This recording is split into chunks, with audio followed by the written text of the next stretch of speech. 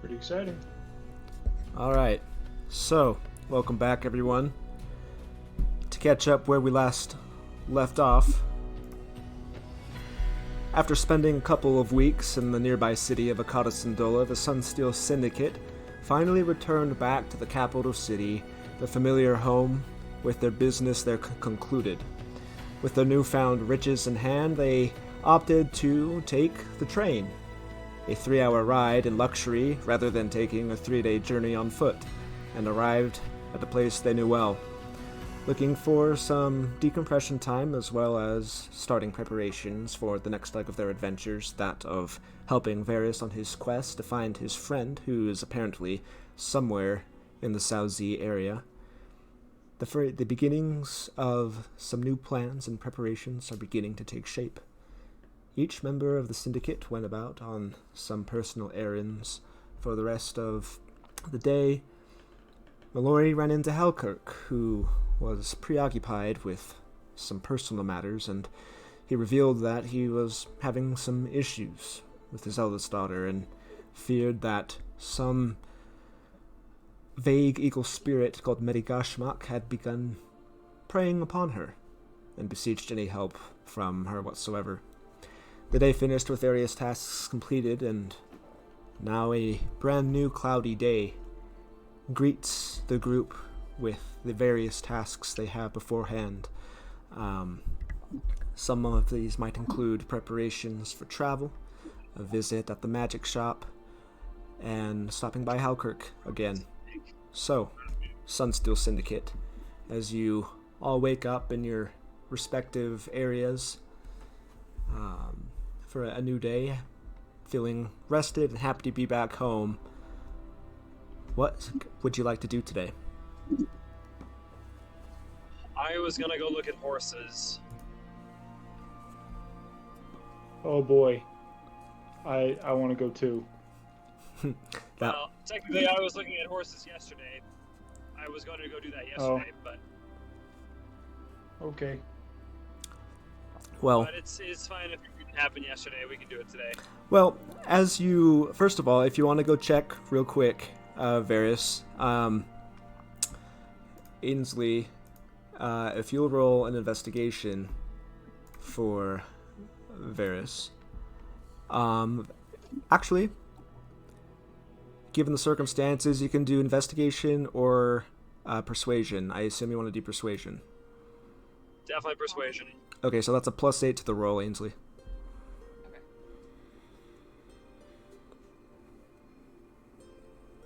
Uh, 18.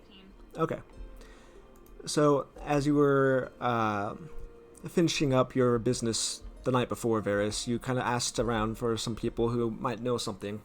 Within the city, there's not really any places to purchase or rent horses other than the rent-a-horse. There's kind of this rent-a-horse service where you can rent a horse to travel to another place, stable it at another spot, and then the service kind of takes care of everything else. That's good for short-term travel. If you're looking to own or purchase a horse, you are pointed to a village, a hamlet, on the outskirts of the city, about half a day's journey away, maybe a little bit shorter, like 3 hours walking. There's a farm there, a pasture, that some of the people speak highly of. They know of it. Okay. Well, I definitely want to buy horses, so I will probably make that journey tomorrow. So did Mallory and Ignatz, did they get their stuff done in one day? Like, are they done just from that day? Or do they have stuff to do? Well, as you get up for the morning and find yourselves back in the common room area of this abandoned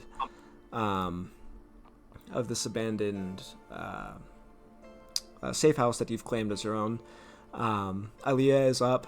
Mallory, I believe you stayed the night there as well. Yes.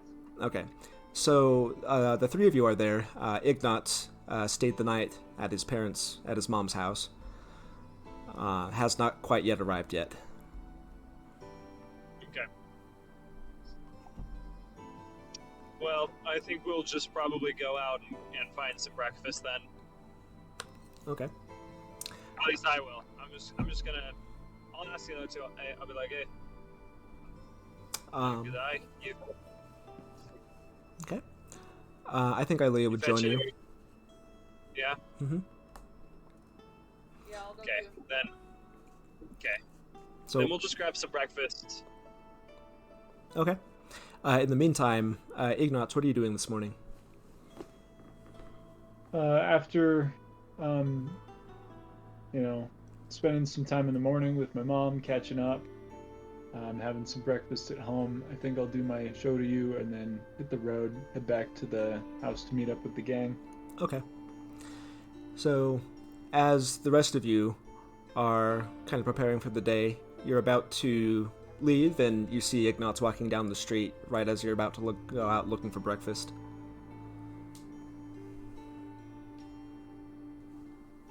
Oi. Oh, hey guys. Y'all going to get some food? Yeah, we're just Okay, well, I fixating just- a bite.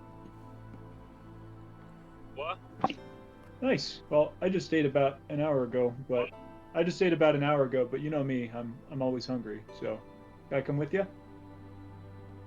Yeah, for sure. So when We're just heading down the street. okay, so when it comes to breakfast options, you're kind of in the area of town where, the area where the bakery is.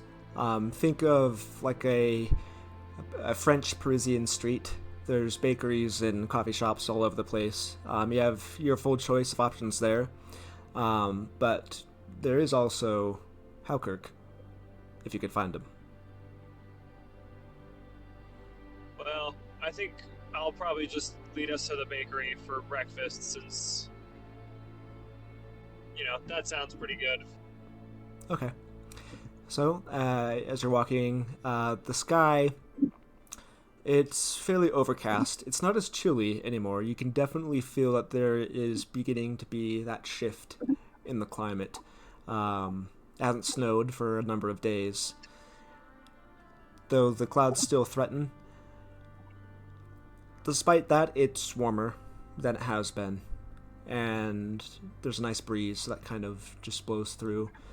All the people are out and about their various business. It's always busy, particularly in this part of town.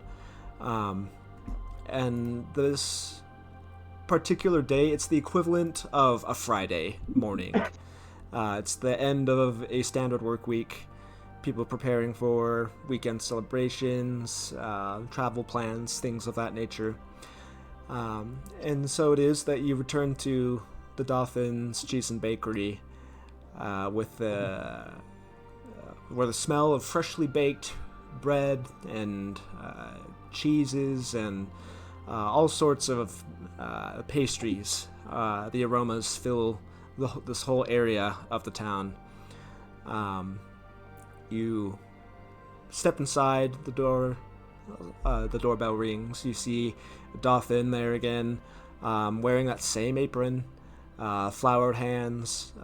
It's nice and warm in the bakery. The oven has been going for some time already, but he's cheerily going around tossing some dough.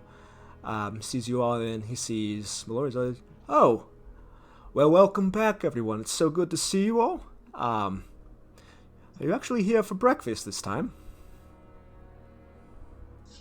Yeah, actually, it's our first time back in the city in a long while.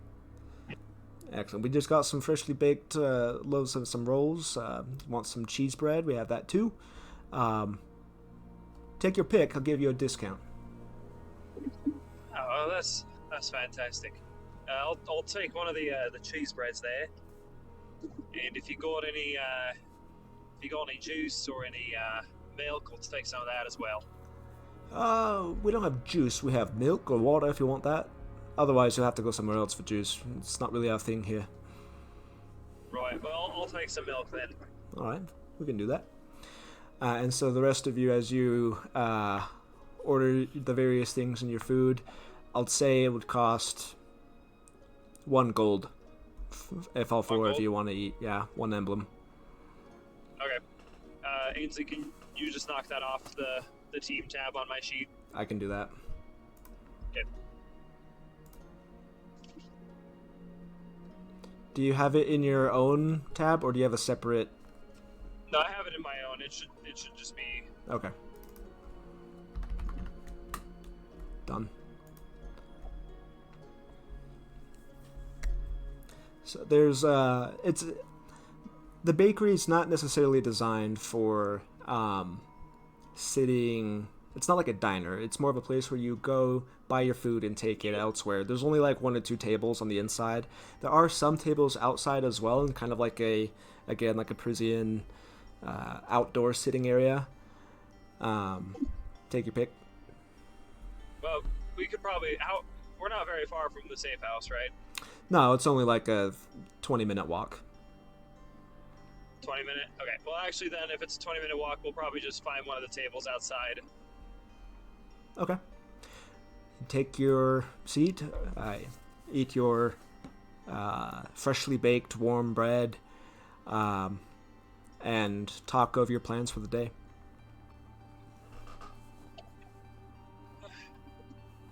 Roy, well, I heard of a place that'll sell us some horses. It's about a half a day walk from here. But I think our best bet is probably to get some of those critters if we're going to take a journey on over to Sao? What is it, Sao? Wait, hold up. The province The province? is Sao-Zi. Sao-Zi. I'd like to get a move on as quick as possible. So I'd like to get us some horses soon. We'll need to get some rations. But other than that, I think we're pretty good. Obviously, we'll want to get some more potions from the guild hall. We get some. They give us they give us a discount on potions and stuff there, right? At the guild hall. There's the document that I shared with you on the drive. Yeah, I just don't have that. Right. There's. I'll double check. I don't think you have the discount yet. You need a little bit more influence with the guild before you earn that perk. But Mallory did have some information about the apothecary that she visited the day before. Okay. And what'd you guys find out? About getting potions Mallory? in the city? Yeah. I mean, there's a place over by... Oh, it was by the magic shop, wasn't it, Connor? Yeah, it was over in that area of town. And also there's information that I texted you a couple days ago. Yeah, but that was just about the necrotic potions, Right, wasn't it? yes. Parker, are you asking about the necrotic potions, or you just wanted to get potions in general? Well, you went to go look about some potions, right? Well, I went to go look into getting the Shade Mirth turned into potions to see if that would help us do a little bit better against certain types of damage or just in battle. And it sounds like that they can do that. It's pretty expensive, but if we find some more ingredients, it will be less expensive to make them. What are the ingredients? Let me double check. I think I texted you guys it, but I need to double check for myself because I didn't write it down in my notes. I was just I think about a manticore, right? I think so, yeah. I'm sorry, did you say a manticore? Let me find the exact part of the manticore because it was specific. Yeah, if we can get like tail spikes from a manticore, it is a lot. We do need a lot of them if we're going to make more than one potion, but if we can get them, it's going to be cheaper to make it. So money, our lives, or a good story. Yeah, well, I don't even know where to go looking for a manticore. I think it's kind of fun.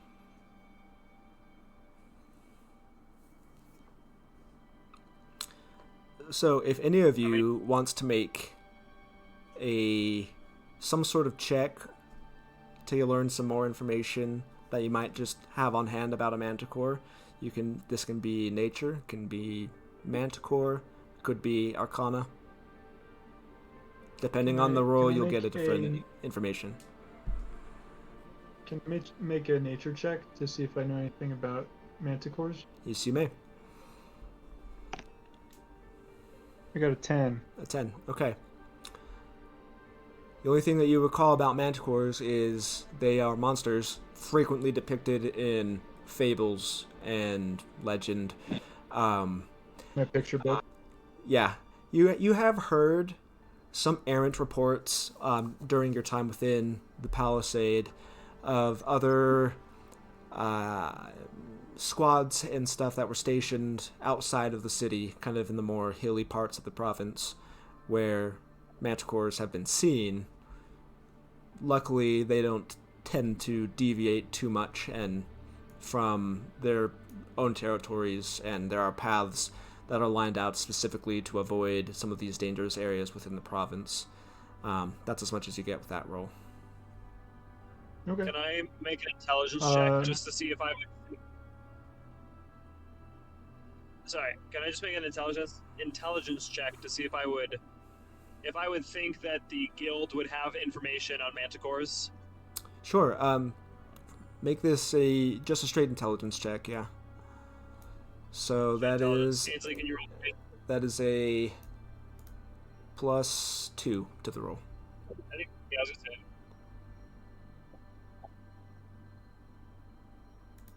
It's gonna be a 15. Okay. Given that it is an adventuring guild that is tailored specifically to the needs of adventuring parties, there's a good chance that there will be some information about various quarries there. Okay, I'll bring that up and I'll say, well, if we need to get us a manticore, it's quite possible the guild will have information on it, and if we're lucky, maybe they got a mission to kill one that's around here. We can get some gold for it, and we can get those tail spikes. That way, we can get those potions a lot cheaper. Getting paid Sounds for good to me. Yeah, let's fight something that, doesn't have a human face for once. Well, it's not about fighting the thing, it's about getting the tools that we need. Well, I mean, I'm happy to fight the thing. I don't know. Well, How else are you gonna get the if we have spikes to off the fight tail? You put it to sleep, you cut off the tail, and you run away with the tail. Okay, that's a pretty exciting option as well. I don't see why we gotta fight the thing. It seems a lot more dangerous. All right. Well, how do we knock out a manicore? I don't know yet. I guess we We'll have to talk to find the some Adventurers information. Guild, see if they know anything. All right. I reckon so. And the Ivory Hall is where the Adventurers Guild is. Is that right? Yeah, that is the Adventuring Guild. Okay, and we owe them money too. Not yet, but shortly, if I recall correctly. You sent us a bill in the mail that we Right. found. The due date was in a and week the or two. bills- the due date wasn't might up as yet? Okay. Pay it while we're here. We might as well pay it while we're here, Sounds though. good. Yeah, 50 gold. Emblems, right? All 50 right. emblems. So, and we'll be able to get rations there. And if we need any more potions, I'm sure we can buy some there as well. Okay. Okay. So is that where you wish to go? Yeah, let's do it. Okay. So, the four of you march your way over to the Wushan Park area of the city. You come back to the Grand Exchange building, that massive, large building that is the kind of central hub of commerce where the Ivory Hall is built on one of the upper floors. Today, you enter the tavern area. It's at this early hour in the morning. It's not even, past lunchtime or anything. It's fairly vacant. The bar's not even manned at the moment. I think you cut out, or I cut out. What'd you miss? After the word ivory. Oh, I'm just describing that you're back at the Ivory Hall. Okay. Mm-hmm. And at this relatively early hour, the tavern area is basically empty. The bar's not even manned at the moment. You see the dwarvish woman that registered you, and she's just kind of moving stuff around, sitting at one of the tables, just kind of doing some bookkeeping work. It looks like. When you enter in, she sees he's like, "Oh, well, good morning." Yeah, hello. Are you the one that we have to pay the due to as well? I am. That is me. Well, hello. Yeah. You're one of them new groups, aren't you? If I recall, you are the son. Yeah, we're She looks at her papers. the Sunsteel Syndicate. Yes, there it is right there. Excellent. That's right. Well, I'm glad to see that you are enjoying our services. It's pretty empty at the moment, but feel free to make yourselves comfortable.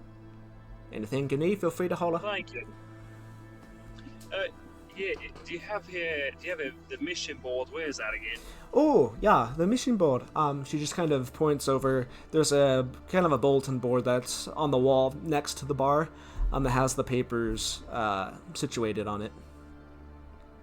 Okay. Once she points that out, I'll just be like, "Oh, well, thank you." And we just like to get the due paid ahead of time, if you wouldn't mind. And I'm gonna reach into the bag and pull out 50 gold and give it to her. Oh, right. Well then, let me see here. Yes, this will be your second payment of the probationary epic. Excellent. I'll take that, and I'll mark it here. Alright. So I think we're all good here. The next payment, of course, will be, should you wish to continue with the guild, will be the full price to continue enjoying the full array of benefits that we offer. But that won't be for another 6 weeks or so.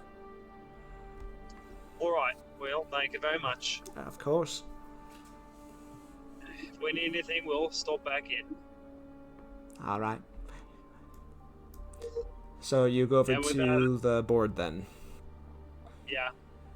I just want to look to see if there are any current missions to fight a manticore, like if anyone is currently looking for help with that. Uh-huh. Okay, give me a second to find where I put the current jobs available. Need to find it. Oops. Yeah, there's one that's listed, and the reward is a Manticore's tail spike. That'd be handy, wouldn't it? Keep the spikes. That's your reward. I don't remember where I put the current jobs. It's not in my PDF like I thought it was.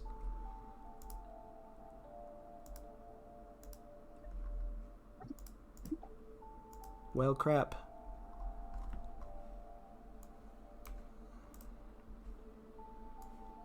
Oh, okay, I found them.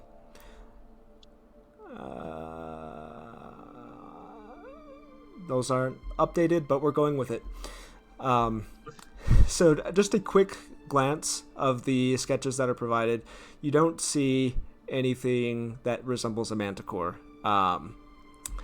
In fact, of the jobs that are available, there are 4 that are currently posted. Some of them look pretty dangerous, and you're really only eligible for 2 of them. One of them is this this strange-looking two-legged. The best way to describe it is almost like a large potato with two legs, but it looks like one of the rounded parts has been kind of sliced off, so it's flat, and it's just like this ringed mouth with teeth in it. That one, it's calling for an extermination on a dozen or so of these things in a town that's not too far out away from the city. And the other one, these would have names too. Those creatures are called Wretched Sorrowswarm. Yep. They seem to have Does that ring a bell infested. from my study of demons? Actually, it does not. Whatever this thing is, you did not see it in your hologram book that you saw with the rector. Okay, probably not a demon. Does it ring a bell for me being a huge nerd that goes to the library a lot? Sure. Make a... Let's see, what check would this be? I'll say this would be... It could be any number of unintelligence-based check. Let's make this a... I'm gonna say make this one an Arcana check. Okay. 19. 19, okay. In your time, just kind of perusing and geeking out of some of the things that there's to learn, you recall in seeing something similar. And in fact, one of the other jobs that's posted, one that looks a little bit too out of your league at the moment, is a little bit similar. This one is that other image is this strange humanoid, but it has like 5 arms that come to points and this kind of thin, gaunt shape. Both of these are Sorrowswarm, though different kinds.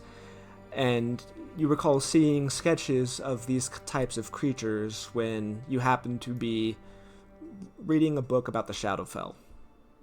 These creatures seem to be native of that mirror plane, and it's not unheard of for some of those creatures to find their way and wander onto the material plane, particularly during things like during events such as like a new moon or other kind of regular phenomena when the distance between the mirror planes is thin. And we had one of those like a couple days ago. They're called Sorrowswarm.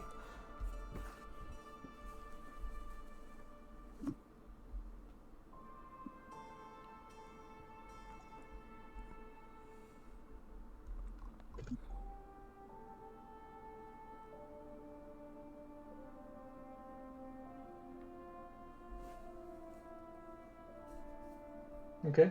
And what's the reward like on that one? Checking. Oh.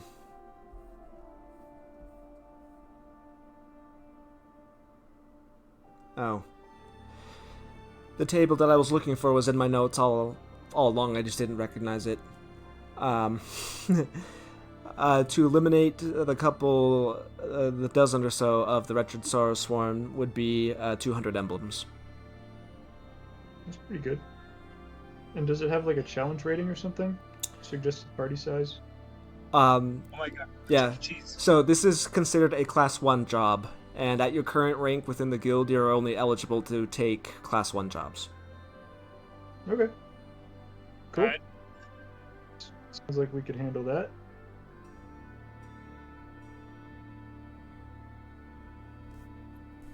Alright.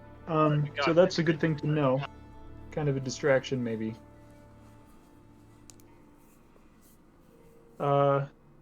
I guess I'll turn to Varys and I'll ask.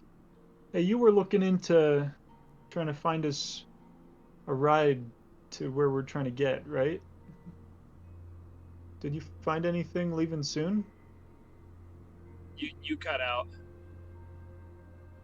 Oh, I was asking Varys if he found us a ride to where we're trying to go. Where he Well, wants to go. if we want to take the airship, it's not leaving for another 15 days or so.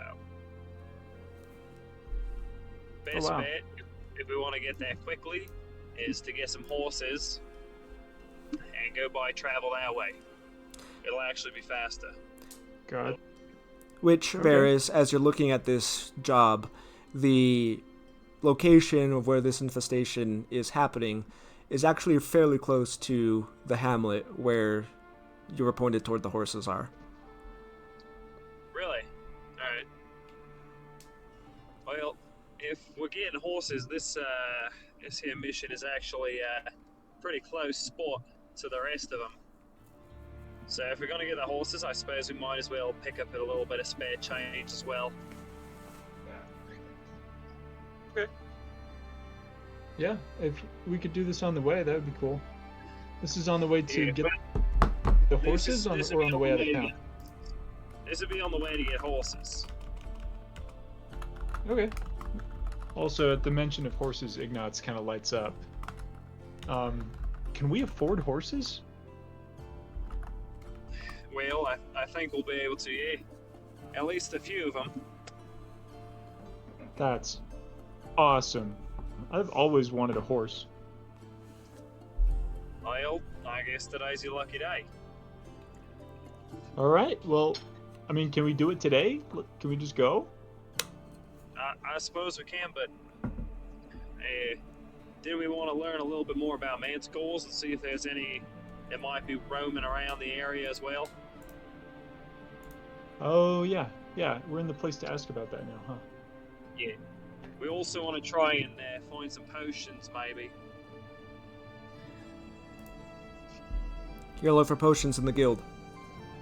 Yeah, so I want to look for both the potions, and I want to see if they've got, like, any sort of mini library or, like, a compendium that would kind of show if, like, there's manticores that generally roam certain areas of the land. Right. Okay. So you track down the quartermaster of the area. He's this half orc male of the purple skinned variety. He's very squared jaw. Very proud of his tusks. His hair is long and black, kind of slicked back into a little ponytail. He's just kind of you see him back behind the counter, just kind of oiling and polishing some of the armor and weapons that are there. As you walk up, he says, "Oh!" He sets down the breastplate that he was polishing and saunters up to the counter. "What can I get you?" Is this the place where we can get some potions? That's right, depending on what you want. Yeah, you got any healing? Healing potions. Yeah, we do have, never seen you around here before. If this is your first time here, there is a regular stock of health potions that we get. The new ones come in about every week or so. Right now, and he looks back, kind of opens up some drawers and looks in, peers inside. Looks like we've got 4 standard healing potions available at the moment. 4? That's right. And do you still charge at 50 emblems apiece? Well, what's your rank within the guild? If you're at a higher rank, then we offer discounts, but I don't think I've seen you before. I'm afraid we're still new. Ah. I'm afraid. Well, that's quite alright. Yes, standard fare. However, if you stick around, earn a little bit more reputation with the rest of us here, then we'll start offering you discounts, because we know that the money you're getting, what the work that you're doing, it's getting put to some good use. We want to make sure you stay, healthy and everything. But if you do want these four, for the 4 of them, it'll be 200 emblems. Well, that sounds perfect. We'll take them. And would you mind knocking off 200 emblems? I will.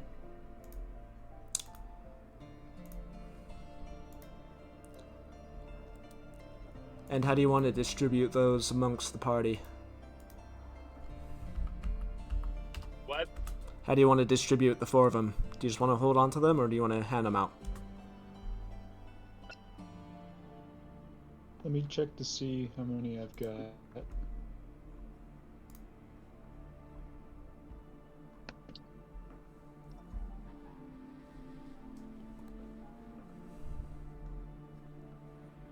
I have 1 potion of healing, so I'd like another one. I don't have any. Neither does Ilea.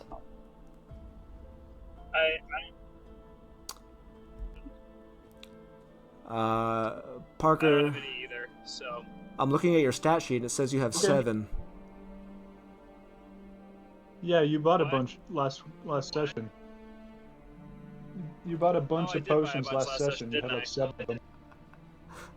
Yeah, and I got 1 of them, I think. I lied. I also have 1. That's my bad. I just double checked. Did you still want to buy these? So how many? What? You got 7 on you right now. You'll have 11. 7. Oh. Yeah, we you probably bought, don't need that you many. bought 7 Never last mind. session. You distributed. That's right. I thought I got those. So do you want to not have bought those? Yeah, I'll look in my bag and be like, oh, I'm sorry, I totally forgot. I bought some yesterday. You know what? We'll pass on the health potions for now. But how much does do you have any necrotic potions? And how much does one of those? A necrotic potion. He kind of looks at you and the rest of you up and down. Getting into some pretty serious stuff, eh?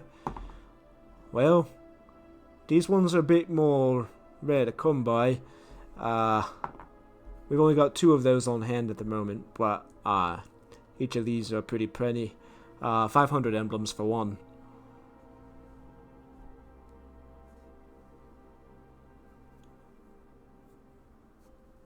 So I've got a question as well. Mm-hmm. I have a vague memory of being in a potion shop or a magic item shop. Yeah, magic item shop somewhere here in Najak, and being offered an ever-smoking bottle. Does that sound familiar? Probably. Okay. Because if that is still around somewhere, I don't think it would have been this shop because we haven't been here before. But does he have a bunch of wares on display? Could I look to see if he has one? Make a perception check. Okay. 23. Okay.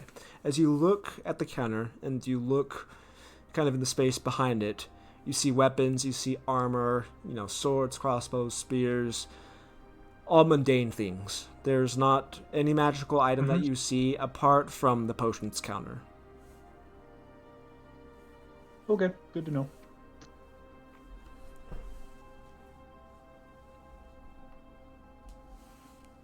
That was my Okay. interruption.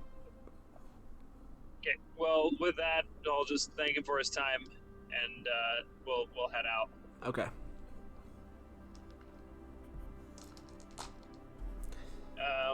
I do still want to see if there's like some sort of library information area. Maybe if there's a spot where people get reports of monsters in the area, even if it's not a job. Is there an area that like has general information like that? Yeah, there's this. It's a very small library, and when I say library, it's like a couple bookshelves. But as you approach them, you can tell that most of these books are like compendiums, bound codices. Go ahead and make an investigation check with advantage. Ainsley, would you mind? Yup. It What do I is add? a +2. 21. Okay. A quick perusal of the various books, you find that to your happiness is organized by creature type. You know, the various monstrosities are sorted in a very easy and intuitive way, and you flip through known monsters and beasts found within the province, and you do come across a picture of a manticore. And you know, it's basically, it has kind of a lion's face that's kind of human-ish, but it has this mane. It's got huge claws that kind of resemble a dragon's, and big wings that kind of unfurl out to a huge wingspan. And you see the tail, and you see dozens of spikes protruding at the end of this tail. And it gives you all sorts of information about manticores. They are very territorial. Very rarely do they hunt in packs. Most of them are fairly solitary creatures, unless they're caring for young or something like that. They also tend to stick to mountainous and hilly regions, and it points out that there is a region to the southeast of Najak. It's a few days' journey away, but there is a region of the province called the Crenels. Put it in the chat too for the rest of you. That is a known hilly region where there are supposed to be manticores, trolls, hill giants, things of ogres, you know, creatures of that variety. And it's well known enough that all of the busy roads and trade routes circumvent and go around this area because they'd rather, you know, take the long journey and be safe than risk getting eaten by a giant. Makes sense. Giants aren't all bad. You also find out that a manticore has 24 spikes on its tail, 24, and it uses those tail spikes to attack. It can throw the spikes, or it can just slam. And just by themselves, they're strong, but they snap off easily. But it only takes a day or so for a manticore to regrow lost tail spikes. Okay. Are they poisonous? I don't think so. I think they're just spiky weapons of death. Okay. Does the manticore, does it have any, like, does the book say that it has any sort of resistances to things? I'm pulling up its stat block right now for you. Nope, it's just a beast. It can see very well in the darkness. They can fly. And yeah, no poison. Just ferocity and sharpness. Okay. Alright. And I'm guessing the hill area is kind of in the opposite direction of where we're wanting to be heading? Yes. Of course it is. And, sorry, like how much were the necrotic potions again? 500. And how much would it bring it down if we got the manticore spikes? If you had the And we manticore spikes and the herbs, that would bring it down to 50%, so only 250. Okay, and we need how many manticore spikes per potion? 12. So 12 per theoretically, one manticore could yield two potions. Okay. So Considering we would none of need the to- spikes are lost, and considering it has all of the spikes when you find it. When we find it. The hill region is southeast, and the other place we're going is, I think, northwest. Mhm. So, just as a We would be going northeast. Northeast. But the codex that you're looking at, that's just the information about monsters within the province. There are other hilly and mountainous areas along the way, that you could potentially find a manticore that way too, if you put in the time and effort to look for one. Okay. The Cornells is not the only place where they're found, it's just the closest to Najak. Okay. Gotcha. Alright. Then I am going to suggest that we go up to get horses first, and we deal with whatever that little infestation is. We get the horses, we get some rations for the horses, we start making our way up, and if we find a mountainous region along the way, we can try to find a manticore too while we're out there. A manhunt.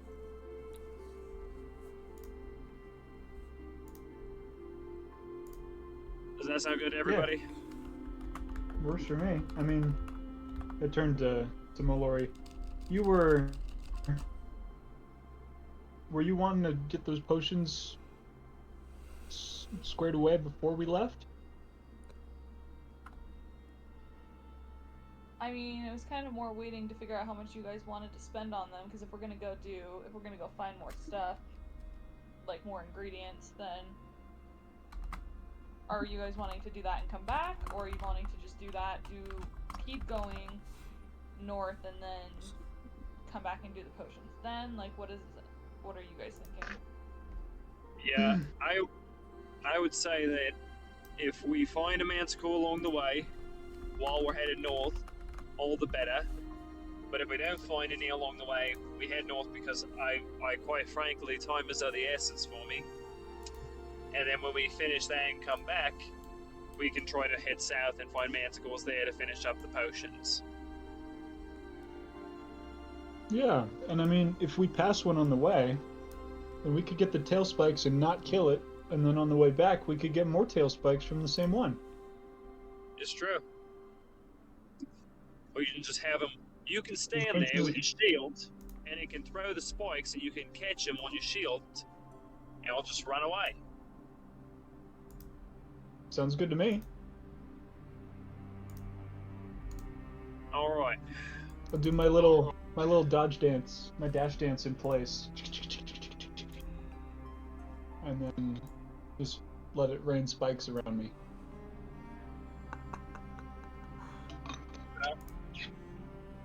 Sounds like a good idea to me. That would be an awesome use of haste above the table. I'm Or I sorry. guess, yeah. Plus, if you hasted me, and Ilea cast Shield of Faith, and I took the dodge action every turn, I would have an AC What of is 24 with. What is the heist? I'm sorry, this is above table.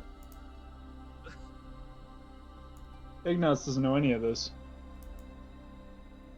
I'm not sure what a heist is, but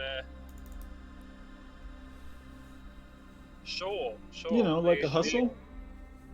Yeah. Is that a You do- thing you can do? You do weird magic. I'm sure you'll figure something out. Yeah, you know, I just get my hustle on. Move my feet real fast and nothing can hit me. You've seen me do it. Right. Yeah. I'll look into that more.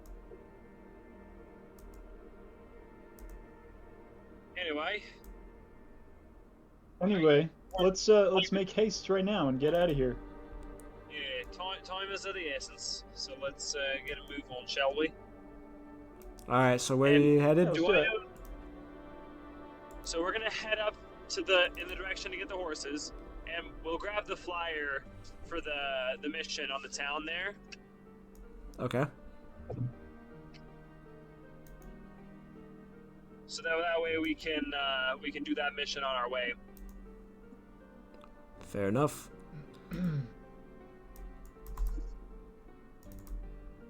Okay. Is the magic shop where I saw that ever-smoking bottle, is that on the way? It's on the way to a point. You kind of have to deviate for a little bit if you wanted to get over in that area. If I could try to persuade Varys and Mallory and Ilea to take a little detour, I think that would be great. What do you need this bottle for? Well, I mean, when they were explaining it last time, they said it makes it, like, magically dark in a small area, right? Yeah, but wouldn't that make it hard for all of us to see? Well, I mean, it would make it hard for you to see me if I had the bottle on me. But if we're in, like, a big open space, and I get right up next to something that can't see well in the dark and pop that thing open, stick it in my armor, then I'd have the advantage. Yeah, but then we can't see you, and we can't see them. And what happens if they do hit you and you go down? We'd have no idea. That would be a problem, yes. I don't see the advantage in not being able to see the critter we're trying to fight. Okay. I do see the downside of that.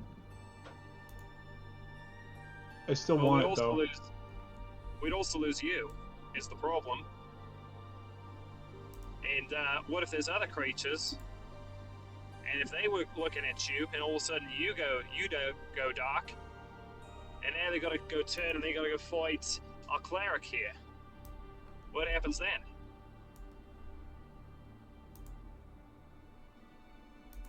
Well, I guess I didn't think it through very well, Varys.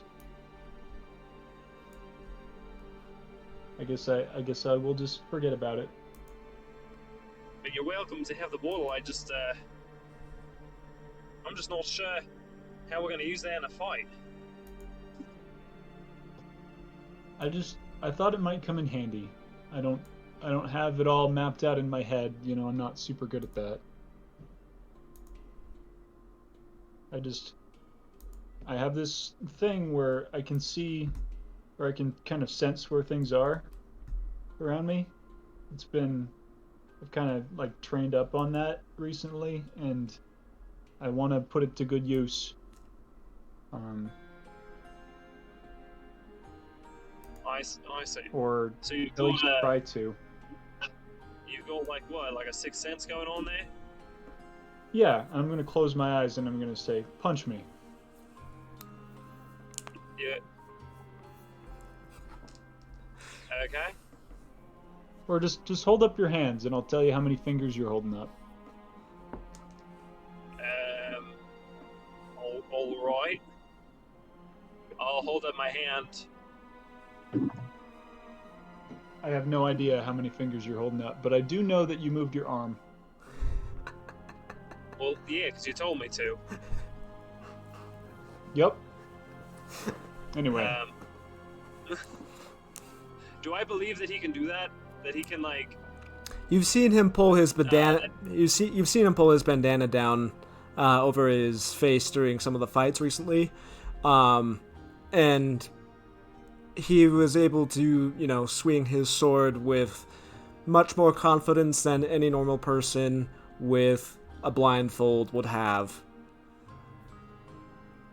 Hey, you remember I caught that invisible thing the other night in the hotel room? Yeah, the thing that was making a lot of noise, right? Yeah, I knew like right where it was. I've been practicing, man. Like I got that down, and I feel like, I don't know. I thought the bottle could be handy. All right, well, just be careful when using it is the thing. We can't afford to lose you in a giant cloud of smoke when you're fighting, like the one guy. It just seems a bit dangerous. You've got to be careful if you're using something like that. It's a fair point. I appreciate that you're worried about me. Well, I'm also worried for the rest of us.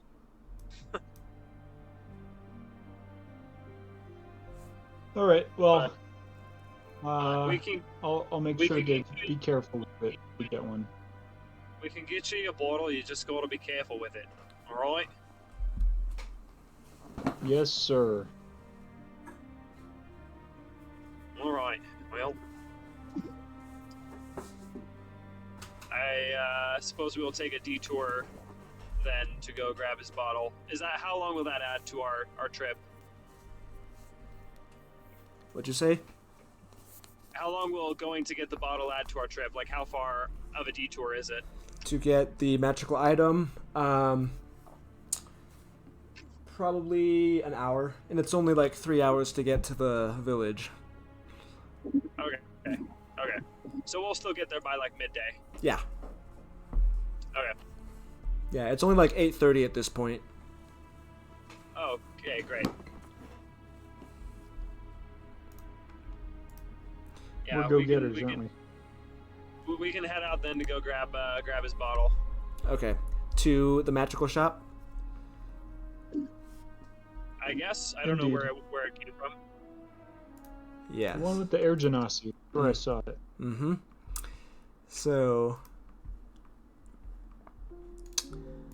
as you you cross, you leave that area, and you make your way back over toward the Golden Spires, I think is the name of the district, the commercial district, where all of the strip malls and various quotidian shops are found. You find the Tea's closet with the magenta and cyan, almost glowing bright and fancy pink, in this small little bookshelf area. Who goes inside? I do. Anybody else? I guess I'll go in with them. I'll go in with them. Okay. Yeah, I'm gonna go in because I've been in there before, so I want to look around. All right. So, as you walk inside, you don't see Taya immediately behind. You see Fallon, the owl, who's perched in a different spot this time, kind of off to the side, just kind of dozing slightly, but one eye kind of peeks open as you enter and closes. You hear what sounds like rustling in the back room, but you're not the only ones in this little space. You see 3 other figures that are currently standing there, 2 of them with hands behind their back, the other robed in a very fancy assortment of robes.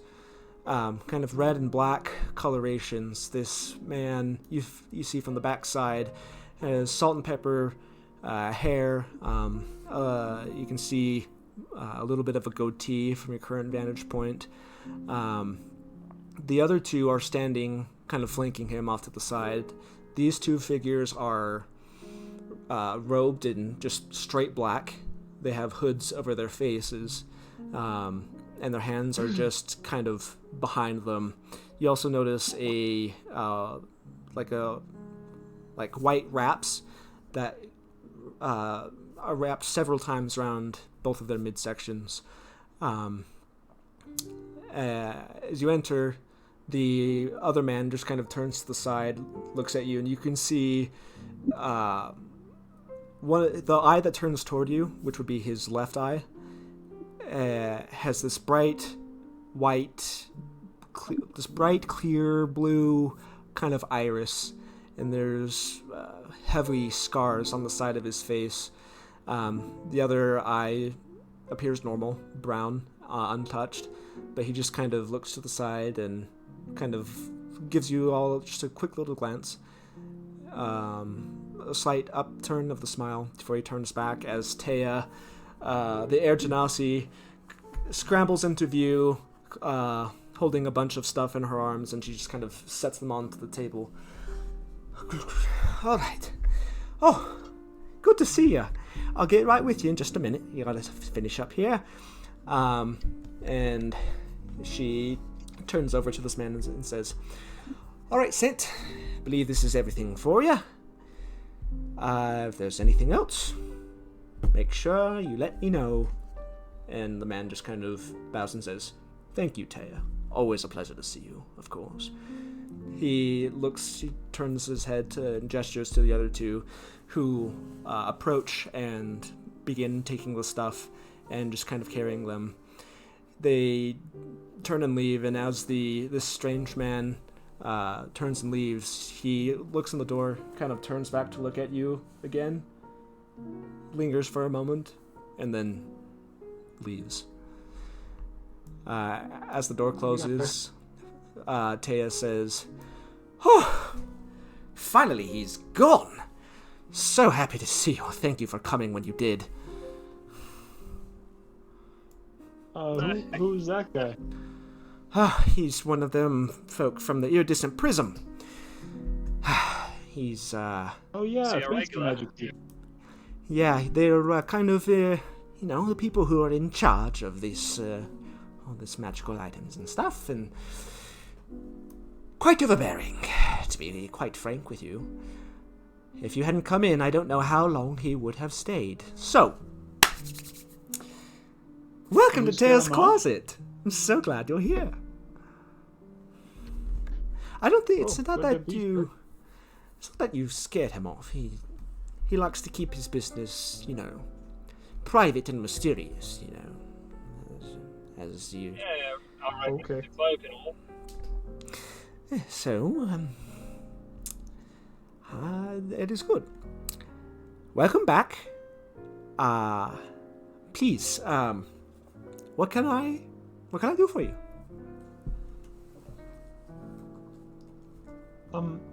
Last time we were here, you showed me a bottle, that had black smoke that came out of it. I think we might be able to pay for it now, if you still have it. Let me see. I think I understand what you are talking about.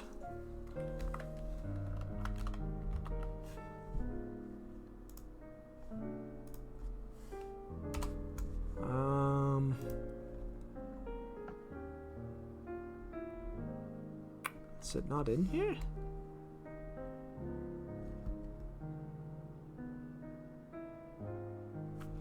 Let me grab my book. I may have misremembered.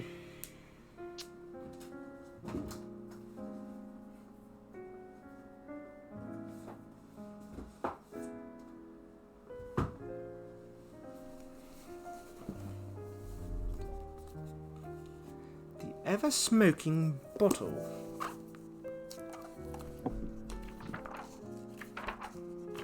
Yeah, that's the one.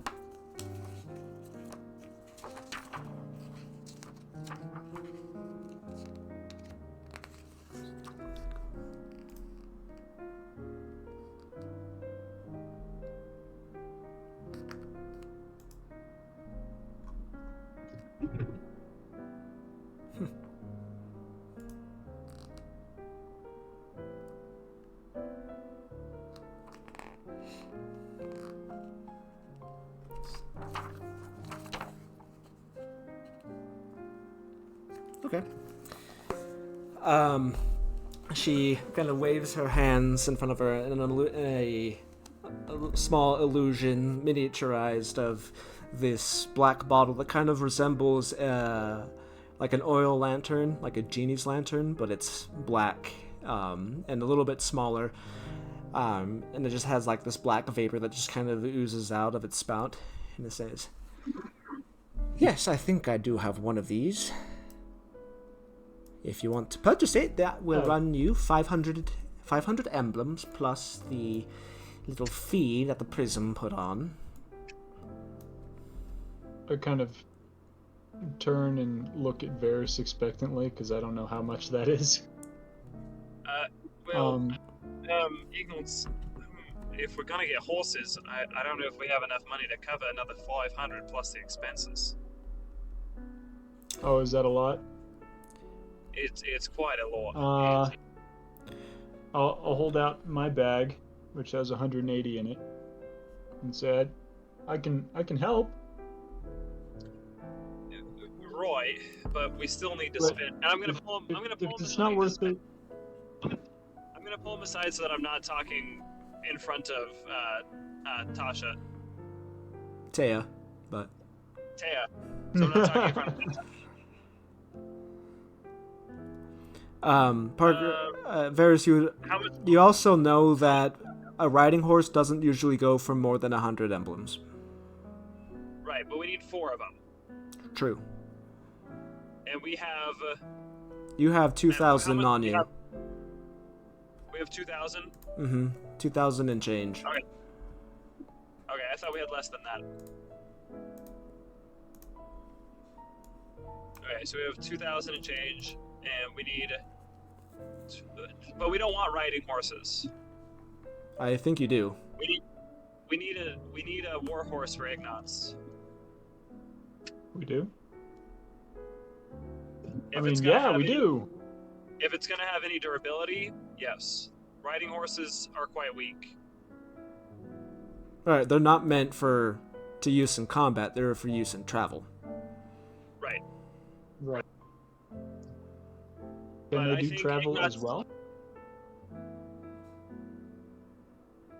What? War horses are good for travel as well, though? War horses, you can still travel with war horses. Okay. So the question is, but war horses, how much are those? I thought those ones were more expensive. Oh yeah. It's like 350 for one, and you still have to buy their armor, which can be expensive as well. But Right. why do we So, need a war horse? I don't understand.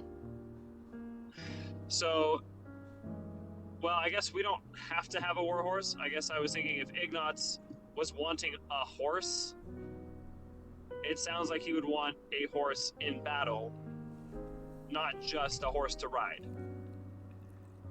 It's a good thought. I think I would prefer just a normal riding horse for now, and the bottle over a Okay. fancy horse. Okay.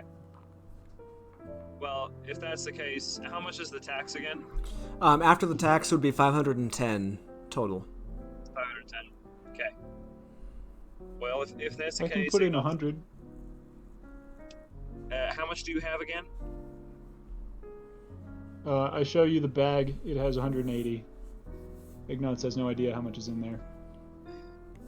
Well, I'm going to ask you to put forward probably closer to 150 then, if you would. Okay? I start putting out piles of 5 until you tell me to stop. Yeah, I'll It take takes a little while. Yeah. 150. All right. Uh, Oh, I'm sorry. I got mixed up. I was looking at my weight carried. I only have 20 gold. You have what? I have 20 gold. I was looking at the wrong number. Okay.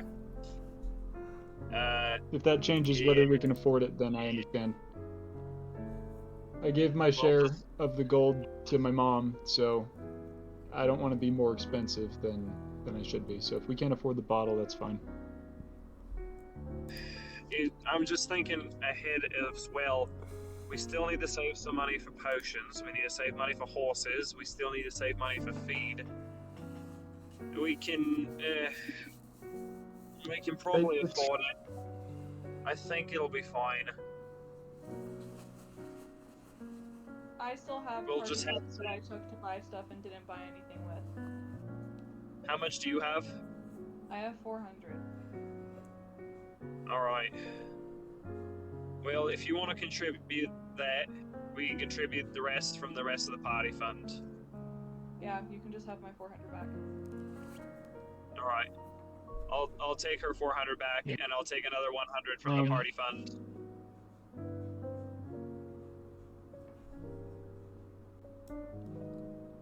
Okay, so that's 500. The fee is an extra 10.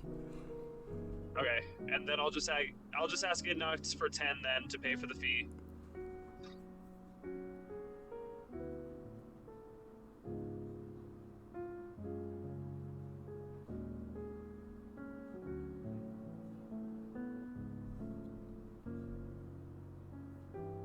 Ignatz? I got distracted. Oh. What's happening? Varys asked you to spot the 10 emblems for the fee. Oh, absolutely. I put down a handful of gold, and it's like 13 or something. I'll take out the extra 3 and give them back to him. Okay. 10 gold. Okay. Done. And during this whole exchange, Taya is just kind of like leaning forward, just kind of watching this whole thing with the cocked eyebrow. Says, fascinating. Thank you very much for your purchase. I'll be right back with it. And she just kind of like, it almost looks like she hovers off back into the back. As you're kind of waiting, there's just a dull little whoo, and you look over it, and Fallon, the lesser horned owl, has both eyes open now, but the head is kind of like down and receded and just kind of watching you intently. I'll say, Ignatz, who are you? Just blinks. Do owls blink? I don't know if owls blink. I'll blink. Owls blink. They do. Yeah. And then a few moments later, Taya returns with this black little bottle, sets it down on the counter in front of you and says, well, that is the last one that I had. So, looks like you came at a good time. Oh, good. I'll turn to Varys and Mallory. Thanks, guys. I appreciate it. She goes back to her, this kind of pose leaning against the tower, and then she points to Mallory and says, last time we spoke, I think it was last time, you said that if there was anything that I needed for you to do, that maybe you'd be willing to help me out a little bit. Is that still the case? Yeah, I did say that. Because if you are, there is a little assignment for someone of your caliber I might be able to take on. And if you provide the items that I'm looking for, if you bring me enough, I can even make 2 of these items and give you one of them as payment. I'd love to hear more about this. Have you ever heard of a displacer beast? Have I? Roll a nature check. Can I roll one too? You may. Ooh. Well, if I have, we're gonna know. A nature check? Mm-hmm. 22. Okay. I got a 9. Okay. Ignatz, you're distracted by your brand new purchase. And so you don't focus too much on this conversation at the moment. It's about to be very dark in here. Mallory, you have heard of displacer beasts. They are pack hunters, similar to wolves. A lot of people believe that they have fey origins, but what makes them different from other pack animals found on this plane is that they have illusory magic, which bends the light around them, makes them appear in places where they're not, and they use this as a hunting tactic. Alone, they're not too much of a threat for an average adventuring group to handle. In numbers, they can become kind of a problem. But that's as much as you know about displacer beasts. Okay, then I will respond with, I've heard of them, but I don't know much. Well, they are fascinating creatures, quite dangerous. But, as it turns out, their unique and natural abilities are exactly what I'm looking for to finish crafting one of my special items. And then she does another flourish, and the illusion appears of this 6-legged beast, like a panther, just kind of doing a continuous walking animation. You see it. It looks like a mountain lion, but it's completely black-skinned. Its head is down low, and you see a number of appendages, these tails that kind of come up around it. And as you kind of watch this illusion, it, depending on the way you look at it, it appears like it's there, and then it's not, and it's suddenly, a few feet to the left, relatively speaking. And she says, that right there, he's a displacer beast. they're not quite... They're not terribly difficult for a group such as yourselves. However, what I'm looking for is a Displacer Beast Alpha. And then she flips her hand again, and you see one, but this one's a little bit bigger. Other than that, it doesn't appear too unchanged, but you can see, even from this small scale, its formidable muscles and size. And there's another smaller, another Displacer Beast that's walking next to it for comparison, and it's like 50% larger. Quite a substantial increase. If you can handle 2 of these creatures, bring me back their tails intact, then one of these new fancy cloaks that I make will be yours.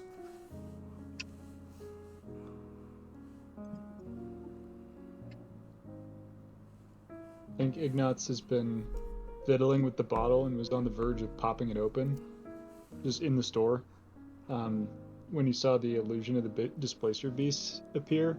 He just kind of gets distracted, puts the bottle away, and comes lumbering over.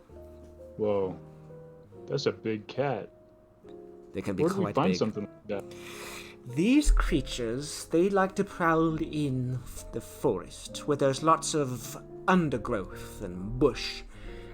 They're not found so much down in these parts, but a little bit further north, kind of in the Sylar region, in the forest roundabouts, they can be a bit of a problem. So it is a bit of a travel, but I gather from you that you for travel, so hopefully it shouldn't be too much of a problem. Have we seen one of these before? You have not personally fought one. What you saw, what you're thinking of, I think, are the Shadow Wolves in Sakoru. Okay, yes. Yeah, Okay, those were a little bit different. Okay. I'll turn back to her and say 2 questions. One, is there a timeline on this? Well, Like a strict timeline. not a strict one. Obviously, I'd like to have it sooner rather than later. I don't... Here's the thing. Don't feel too rushed. One of these items is going to be for the prism, and I'm going to be quite frankly honest with you. If there's a little bit of a delay in there, that's totally fine. I like to make them wait a little bit. You know, what little power I have over them. It's a little petty, I know, but... I'll kind of like smile. Okay, my second question then is, say we only have the time to find one, and so you just make the one, and obviously when we don't get one, will there be a different form of payment, obviously? If you can only manage to find and slay one of them and bring enough for one of them, then I won't be able to make the second item for you. However, I would be able to put a little bit of credit towards a purchase of another item in my store if you find something you like. Okay.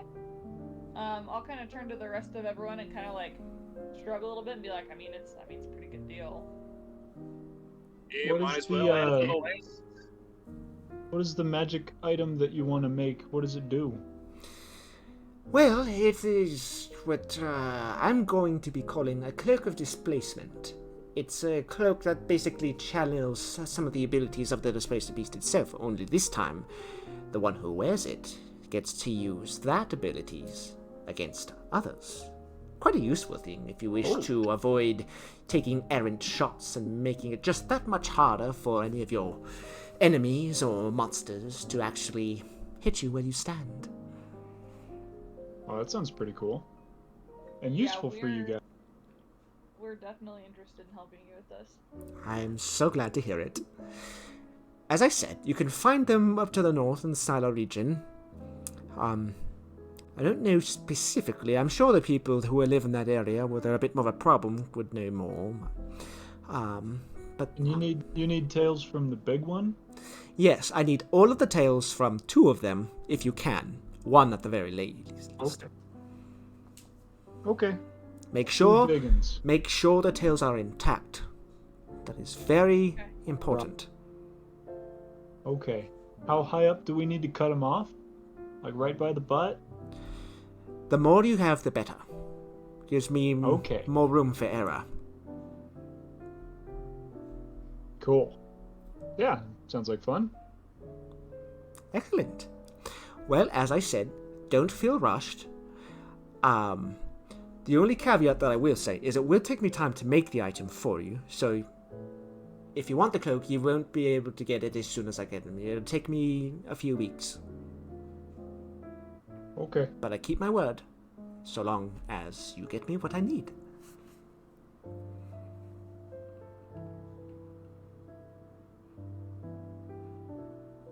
Cool. Well, sounds like fun. Thanks for the bottle. May it be to good use. Are we done here? I've been instructed to be very careful with it. Yes. Should be used with great forethought. For what? Think ahead before you use it. Think ahead. If you That's can. an interesting idea. Oh, I want to see you use it so bad. You do? And I'll just pop the cork in the shop. So she inhales right as she's about to say anything as the room just fills up with darkness. And you just...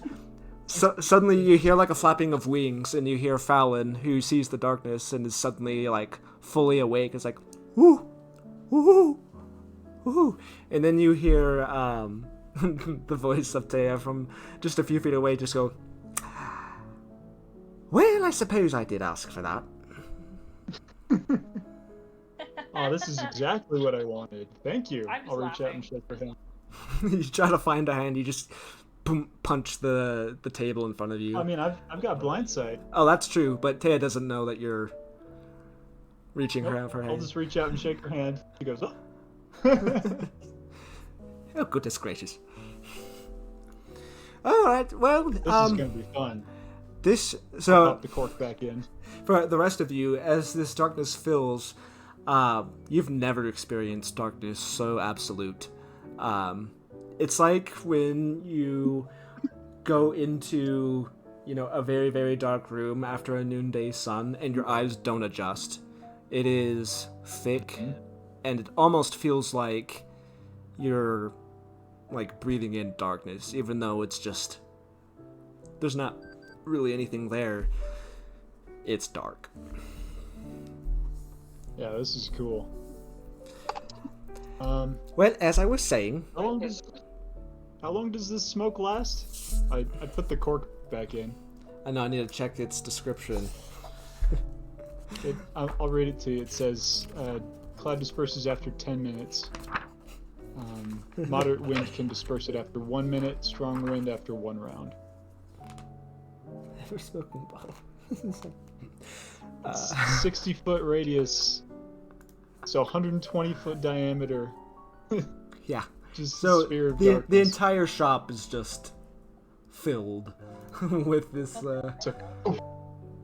Can I attempt to use the gust cantrip to kind of blow some of the smoke away from me? Yes, you may. The rest of you feel a slight burst of air, and you can see a slight disturbance. If I understood that correctly, it'll take a little bit more, repeated uses of gust to fully dissipate it. Yeah. Would it be a strong wind? A gust? I don't think. I don't think. Moderate I don't wind? It can think. push stuff, can't it? I don't think a cantrip is going to dissipate this spell effect. Okay. That would nerf it a little bit.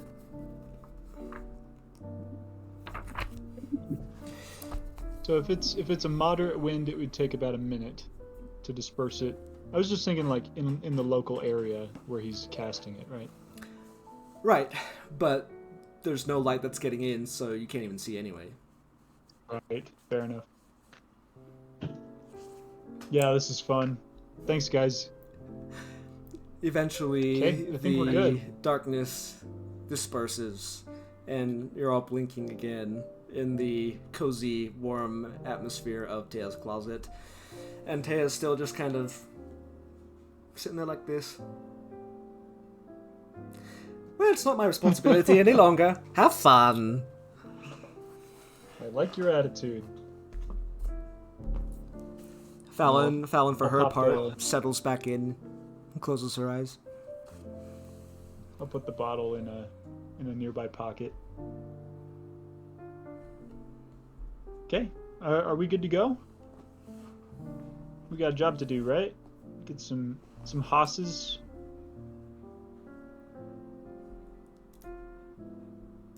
So you're going over to the...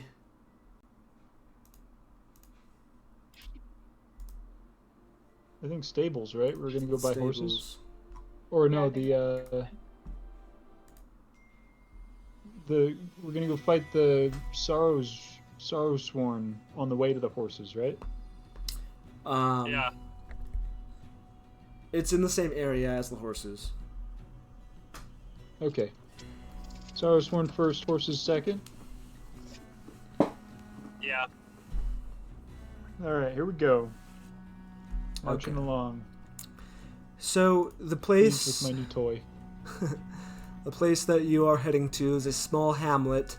It's a hamlet. It's essentially a small suburb of Najak. But it is called Zidar. The full name I'm putting in the chat is Zidar Najak. Just a neighborhood, a small village that's, 2.5, 3 hours walk to the east of the city. Okay. And as so it's just following the road that eventually would take you all the way to Akata but as you walk and travel over there, you see essentially a small farming community. The landscape that you're passing, especially in the immediate vicinity of Najak, is all cultivated land, except the snow. There's still piles of snow in the hilly areas, but you're starting to see the brown, kind of dormant undergrowth beginning to show through this area. There are a few trees.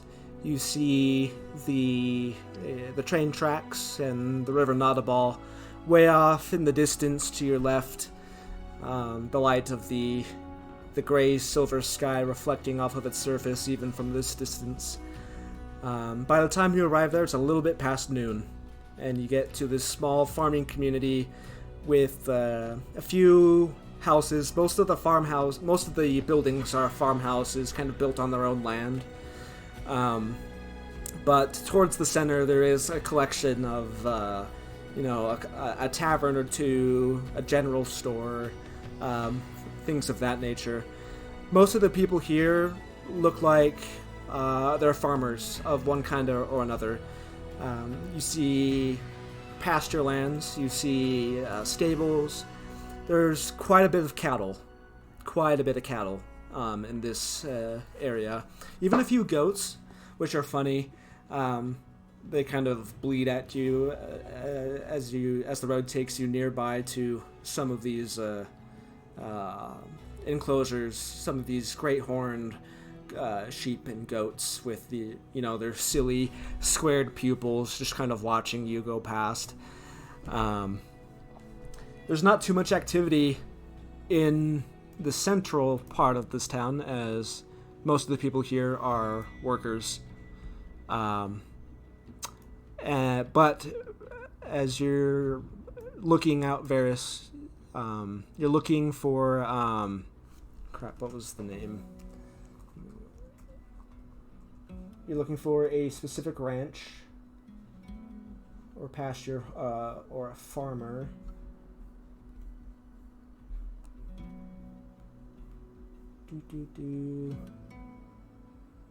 The Cento Farm. Sentinel Farm? Sento, Sento. Sento. Yeah, you gather that's probably a family name. Okay. Well, I'm just gonna ask around then. So as we get into town, Okay. And I'll just start asking around, seeing if anyone knows the family. so at this hour, there's not really anybody outside. There's a small tavern, and you gather that any respectable tavern keeper would know what's going on within a local community. So you enter, and it's empty. There's a very short, kind of portly woman, human. Her hair's curly and kind of a lighter shade of brown than usual. Wearing simple clothes. She's kind of sweeping up the place. As you enter, she looks at you and says, "Sorry, but the bar's not open till about sunset, so you have to come back if you want to drink." That's alright, we're not here to drink. I just got a question for you. Not here to just gonna drink. hold up the piece. What? She turns over as you hold up this piece of paper. What are you giving her? I'm gonna hand her the paper. Say, we're here to help out a family in the area. Do you know this family? This is the Cento Farm or the contract? Cento Farm.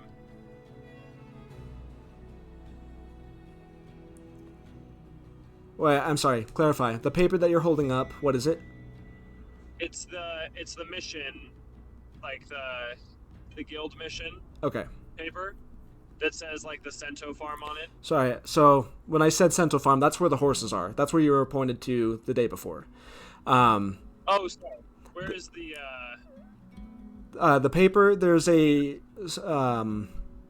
you can find well, it was posted by the hamlet, and so there's probably a die that's kind of in charge of this little community that would be the one to talk to about that. Oh, okay. Well, I'll ask about both then. I'll say, where's the leader of this here town? We got a question for him. And then, do you know where the Cento Farm is that sells the horses? She takes the paper, the broom kind of held in the crook of her arm, and she looks at it. Well, that's a right ghastly sight, isn't it? Well, I suppose the one to speak to about this would be the Daishia. I think there's a small little. Her estate is just a little bit further down that road. I assume you're coming in from Najak proper. Well, Yeah, that's right. if you keep following that road a bit further down, you'll find it's the largest farmhouse in the area. The die's usually in there. I suspect she might know what this is about. For the rest, as far as the Cento Farm, it's a little bit past her place, a bit further down. But they're the only place you can find it easily. It's the only place that has horses around here. All right. Yeah. She returns Well, the paper thank to you you. very much. Right. Well, have a good day, suppose. Thank you Thank kindly. you. And, what? Yeah, I was thinking that one. And with that, we'll continue down the road a bit. Okay. So you leave this small little tavern, continuing down. And when I say the village center is like the town, it's only like 5 buildings, you know? It's just the concentration of all the farming homes in the vicinity. There, you see evidence that there is a place set aside, allocated for like a strike ball arrangement, though nobody is currently playing. Everybody's at work. In these farming villages, everybody works, even from a very young age, and then it's not till the day's work is done that fun and frolicking can be had. But as you continue following down the road, I would say Whoever is kind of helming the search for the farmhouse, make a perception check. Ainsley, would you mind rolling for me? I will help. Okay. What do I add? I'm checking right Wait, now. +4? I think it's +4. Or I guess +5 now. +5. Mm-hmm. Yeah. 22. Okay. So, you're keeping your eyes peeled for the largest farmhouse. And as you're kind of walking, once you finally get out of the center of the village, where your view of the surrounding area is relatively unobstructed, you see about 2 of the properties down. That's probably where the die is. As you're continuing walking down, the only other person that's out in this area is you see a riding horse, one of the courier servicemen, just kind of trotting through the city, just kind of tips the cap as you walk past and continues on their way. Eventually you get to the property of the farmhouse, and the farmhouse itself is built kind of in the middle of this land, and from what you've seen passing the area, it's the largest kind of land that is owned by anyone within the village. When I say farmhouse, even though that this must be a dai, which is one of the the lowest ranking nobility, it's still a farmhouse.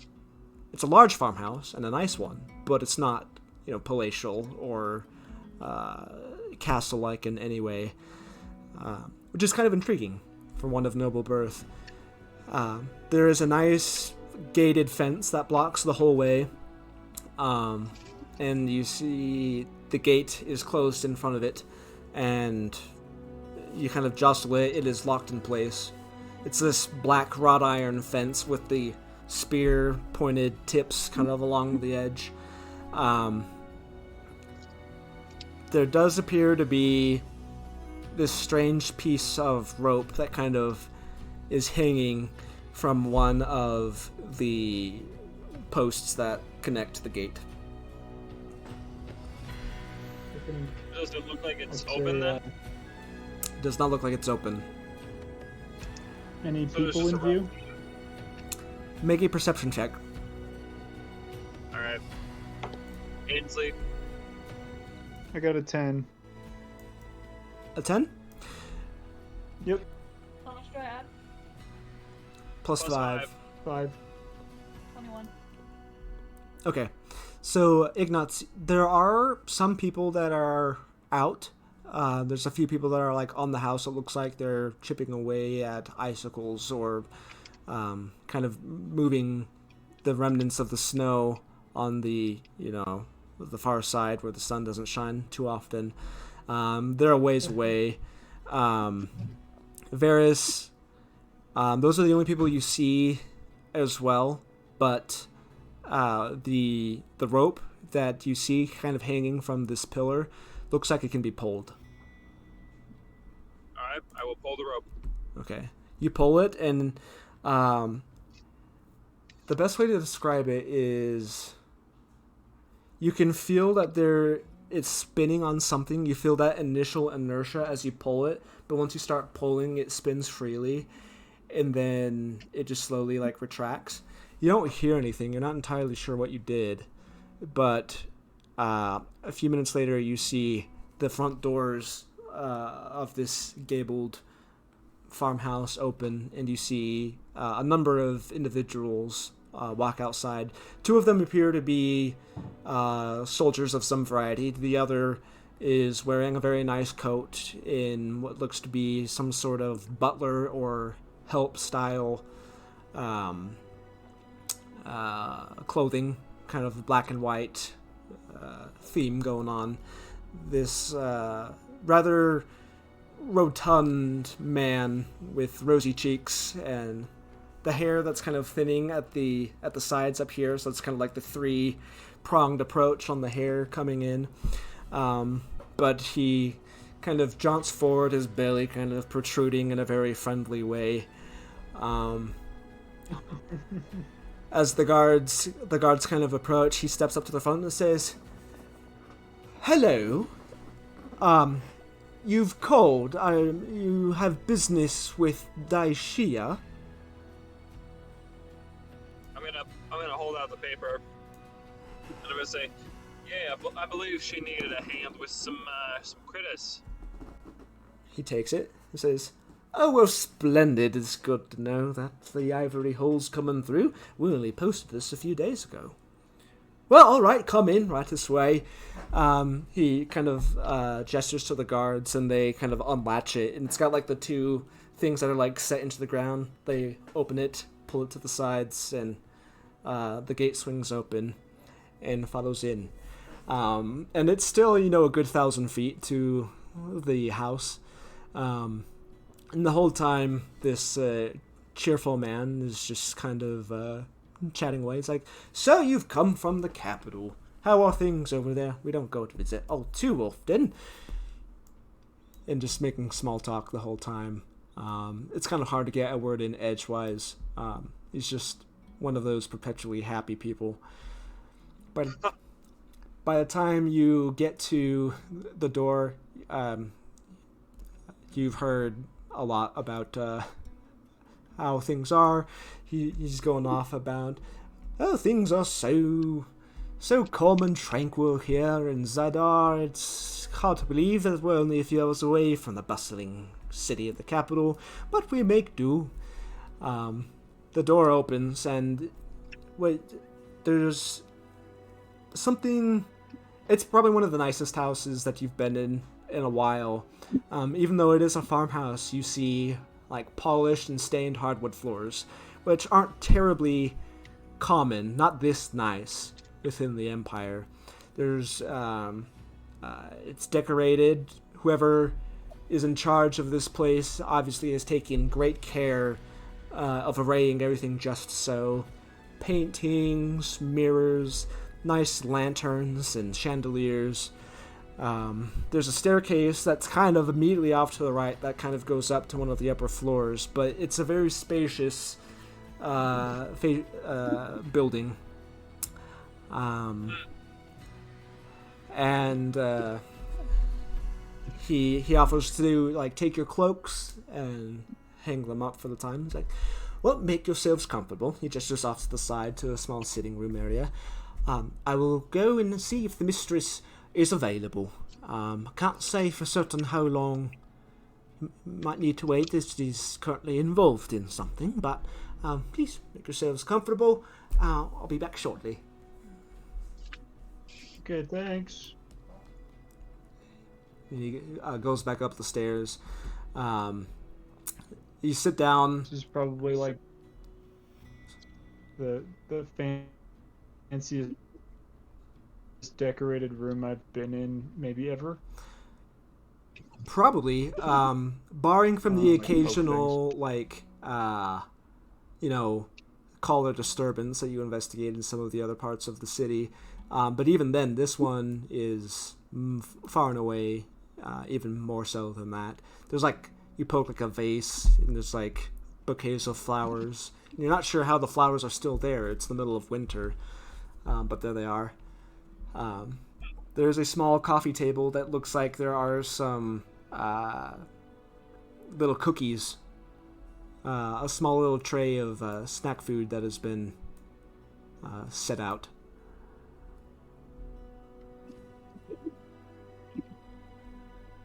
I guess we'll snack a little bit on the food that's there then. Okay. They're just a little bit still. Just a little bit, but they were probably made earlier in the day.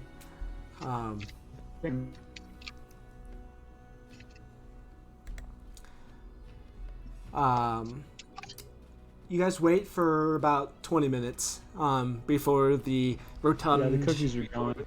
Yeah, the cookies are gone. The cheerful man calls down, takes a few steps down the stairs, but doesn't descend all of them, and says, "Well, if you are ready, the mistress is ready to speak with you. Please come up and join us." Okay. Splendid. Thank you. Mouthful of cookies. You head up the stairs, down a hallway. There's no lanterns that are on, but there are windows in the hallways, more than you've seen, that it's all passively lit.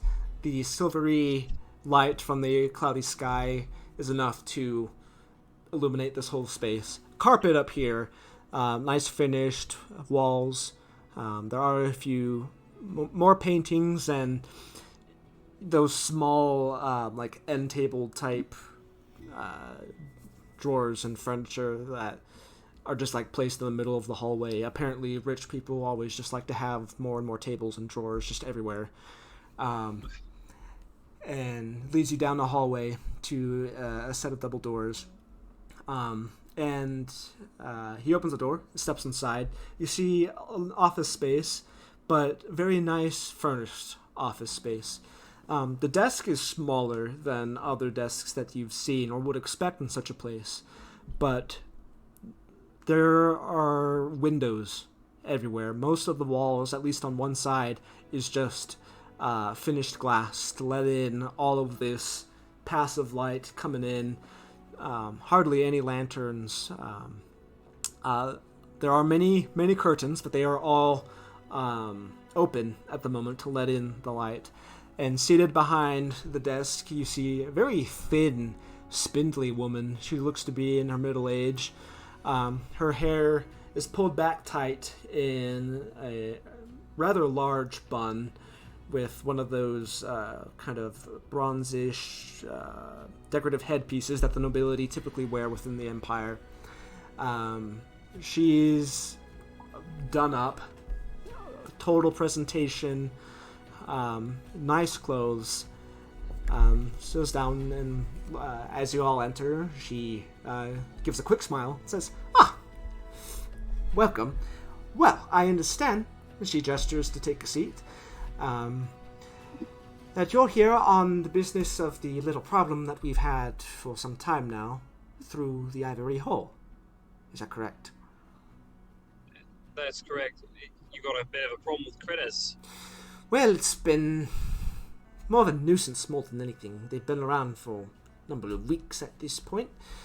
And, well, apart from my personal guard, there's not much, not many here within Zidar who are equipped to handle such a thing.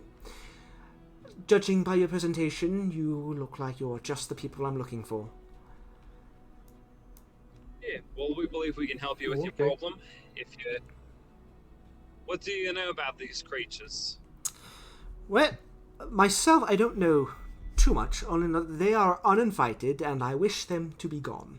How you do so, it doesn't matter to me, so long as they are not within the sewer aqueduct section of our village. Seems they've made a nest or a home there, and well, that's where they mostly reside in. Is out there in the sewers. We've never seen them up above the ground. It seems they like the darkness. But they are their presence is causing a disruption with the soil of some of the farmers who are getting ready to plant. There's some sort of influence around this area where the farmers, or at least the ones who are prudent, who are already testing their soil, are worried that the soil is a bit more depleted than it is usually. The only thing that we can think to be the cause is the presence of these pests. I see. Alright, well, if they are out there in the sewers, we'll get to them quickly. And we'll let you know once we've dispatched of them all. Splendid. We'll do wonders, and the agreed upon payment will be yours upon a successful completion of this job. So glad you are here. To find the subterranean parts of the town, it's not so much a sewer as it is access to the aquifers underground. You'll probably have to climb through the well in the center of the town to get there. There's a tunnel and cave system. There's a good chance you might get wet, so be prepared for that. Otherwise, I'm not entirely sure Where they are, I trust that tracking them down is something that you are capable of doing on your own. We can handle that part, yes. As long as you point us in the right direction, we'll take care of the rest. And I'll just kind of stand up and give her a quick bow. Mm-hmm.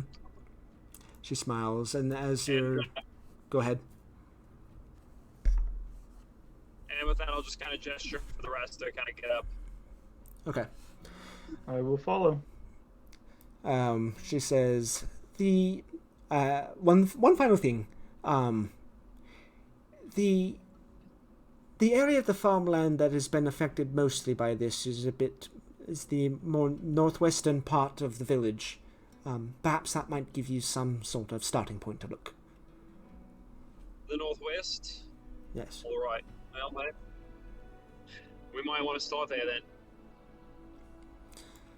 Did you have any other information about these creatures? Do they attack anyone? Are they group hunters? Do you know any of that?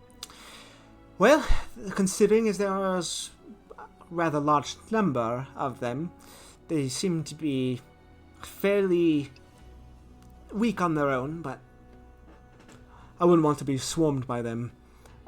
They are not natural to our area here, and we've only heard It sounds as we suspect that they are aggressive. As to the nature, I can't speak much more. I simply don't know enough about them. Of course. All right, well, we will be right on it then.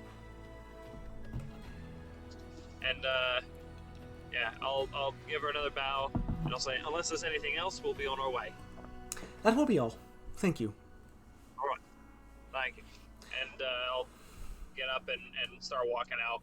Okay. The butler follows you, and again, talking her off. Well, these things have been a right nasty piece of work they have. Causing all sorts of problems. If this doesn't get resolved, then the farmers don't farm, they don't get paid, but worse, the city doesn't get food, and we're all just in a terrible mess, and that's something that the Tide does not want to deal with.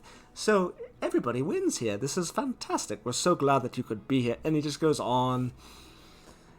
And it isn't until the door actually closes behind you that he stops talking. What a guy. Amazing. Reminds me of my sister a little bit.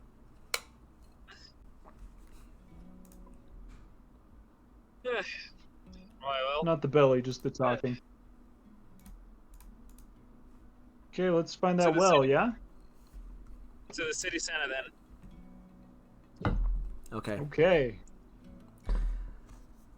So walking back to the center of the village, you easily find the well there. It's not too far from the tavern that you were at previously.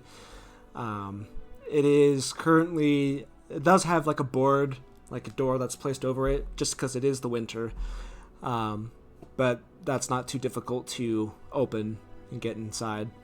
There are rungs that are kind of like built into the wall of the side, and it is big enough that you can climb up and down into. A little tight for some of you, perhaps, but if you wish to climb down, there is an easy way forward to do that. I'll go first. Okay. Before we hop down, I want to ask Mallory, can you kind of get her bearings and tell where the northwest is? Yeah, I can do that. Okay. Make a survival check, Mallory.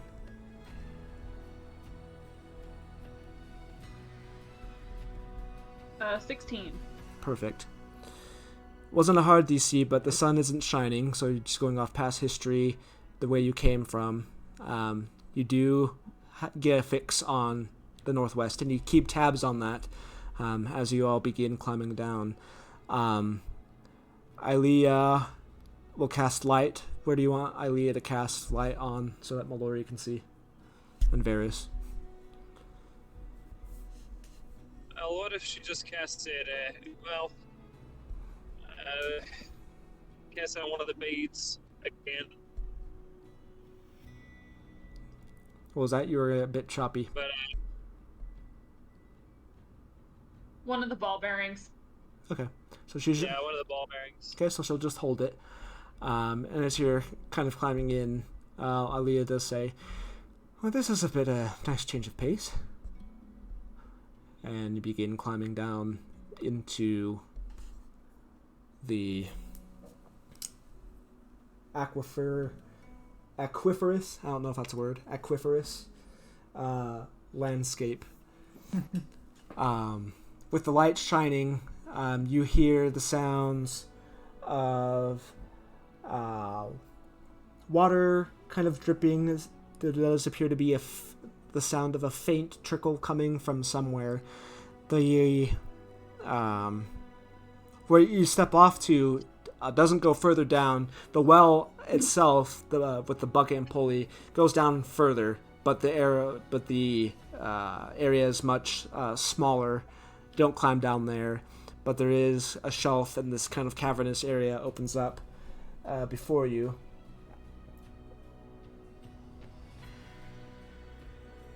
All right, well. Okay. Is it a pretty big area? It's wide enough that you can walk 3 wide, but the terrain is very uneven. There are pillars that kind of block the way, and the roof is quite low. Ignatz, you in particular, kind of have to duck and dodge with a little bit more effort than the others. But okay. There is enough generally to move around freely. Okay, just give me 1 second. I want to find some appropriate music for this. Sure.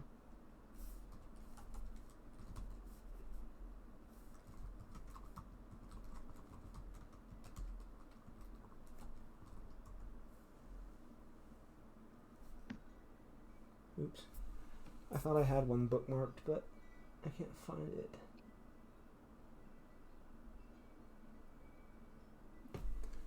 Let me just...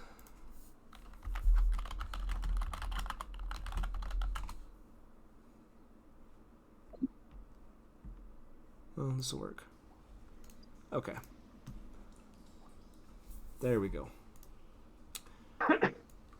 Okay, so as the cave visage expands before you, Mallory, with your survival check, there's not a pathway that opens up immediately to the northwest, but there is one that opens up a bit more to the west and hopefully should open and expand more in the northward direction. Awesome. I'll just kind of direct people that way. Okay. So how are you moving? Are you moving stealthily? Or just a normal pace? Since we got the light up at the moment, probably... Well, I guess... I don't know. I'm following orders here. What do you guys want to do?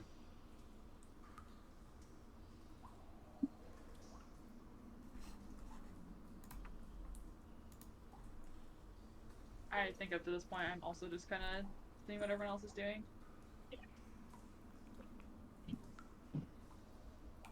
What do you think, Varys? Do we sneak in, or are we just going? If we're going to sneak, we ought to put some of the light out, don't you think? Yeah, probably. Varys may be in a place where there is not good reception, because we're not hearing anything. Varys goes through a tunnel and goes dormant. You guys are like super choppy. I have no idea what you're saying. Okay, we couldn't hear you at all, so there's just this moment of everybody's looking at each other, looking at who's going to do what. Trying to figure out if we're sneaking in or if we're just going in. Yeah, here's what I propose. We give Varys the bead, or the ball bearing with light, and I'll pass my headband to Mallory so she can see in the dark. And if we get jumped, then he can just open his hand and it'll light up. And we'll just try to be stealthy for now. How does that sound? Yeah, we should definitely try to be stealthy. Okay. Well I then, don't know if I should. I don't know if I should be the one going first. No, I'll go first with Mel, and then you hang back with Ilia, and Okay. you can kind of keep a hand on her shoulder, because you'll be blind. We'll have you can hold the ball bearing with the light and keep your hand closed unless we get jumped, and then you can just like open your hand. Okay. okay. Sounds good. So the marching order. Who's in the front? That's me. Okay. And then Mallory, Ilea, Well, Varys. I guess unless Mel wants to go first and take a little I bit of a mean, lead. if you're giving me the bandana, then I can. I forgot that you had Yeah, that. do you want to do that? Yeah, I can do that. Why don't you do that? Okay. It's 120 feet of dark vision. Cool. All right. So with that all squared away, begin tracking forward. Everybody make your stealth checks. Are you going to negate Ilea's disadvantage or no? It's not worth it. I rolled a 4. I got a natural 20 though, so maybe it is. I got a 18 and a 4, or 18 and a 2, and I had to take the lower, of course. Okay. Well, I was waiting to see if Varys was going to take Ilea's disadvantage away, but I don't think he's in signal. So Right. I think he would have done it on one of them, so I'll roll for Ilea. Okay. Okay. So you're kind of having to hike through this space. There are narrow parts where one at a time you have to go through. There are a few stalactites.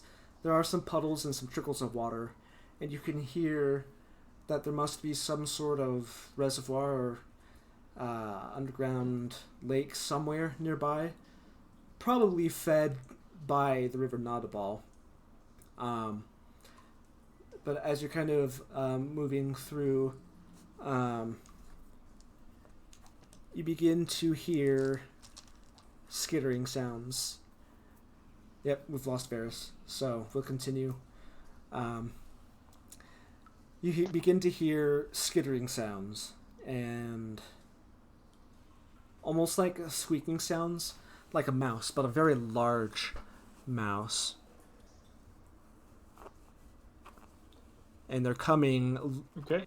through some of the cavernous areas to your right. I think The right? because I rolled The so right? low, it's because I keep hitting my head on stuff, so I'm just bonking against out. Sorry, out. I, however, am living my best life because not only can I see in the dark, but I am just getting to sneak to my heart's content. Yep. And Yeah. you're maybe 15 feet ahead of us? Yeah. Cool. Okay, I think I'll just keep following Mel. Okay. I'm gonna just send messages to Mallory. Just occasionally send a message to her because we're hanging back. Okay. What are these messages? What are you saying? I'm just saying things like, hey, keep us posted, let us know. I'm just gonna keep this channel open.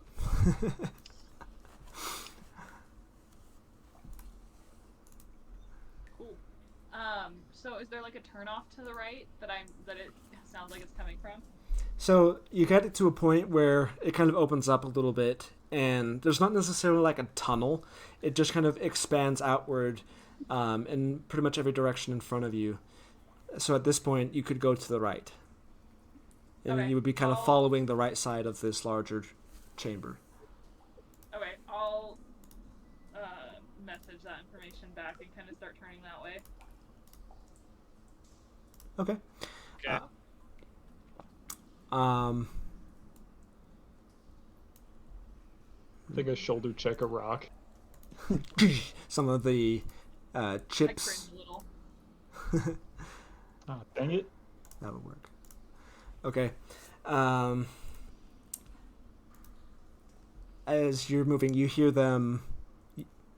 You hear the sounds a bit louder, coming closer. Okay, I'm gonna get out my scimitar. Okay. And keep moving. Ilea gets ready as well. And point of order, does Ilea have any like area of effect spells prepared? That's a good point.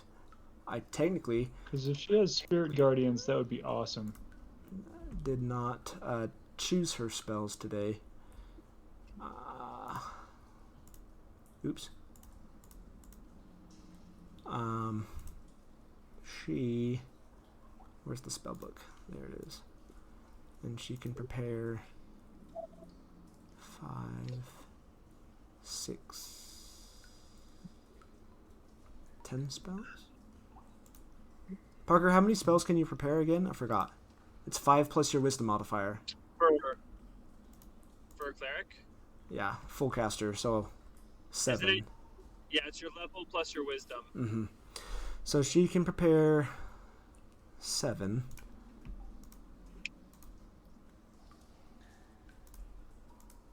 Okay, if one of those could be spirit guardians, that would be awesome. Agreed.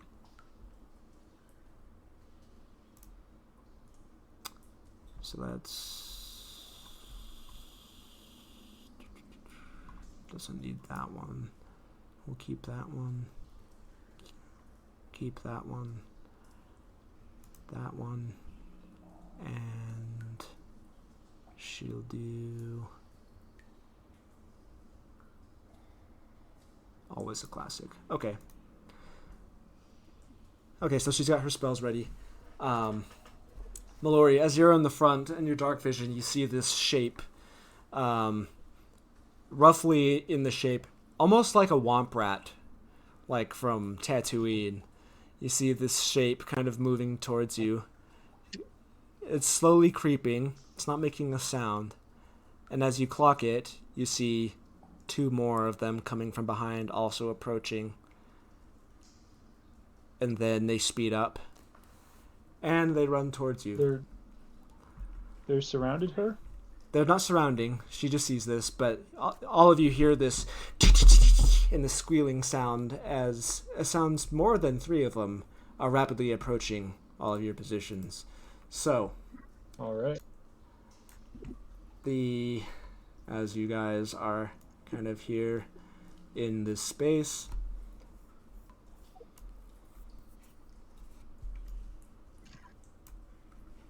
Huzzah! and Ilea. And you're going to bring up the monsters. Hey Connor, would you mind sharing your screen? On Discord?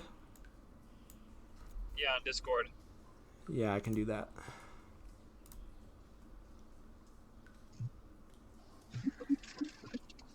That way I can at least see where everyone is. It won't let me...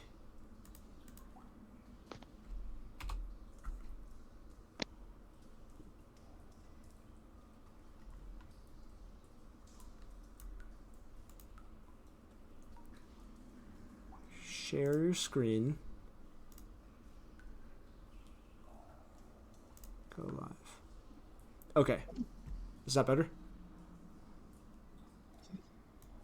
Yeah, that's great. Okay. So, gonna change the music. And we're gonna go to here.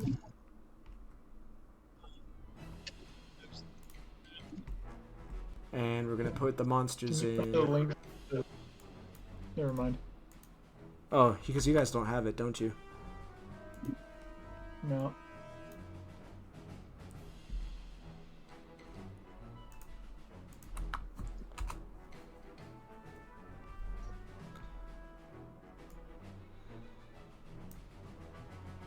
Which one are we doing?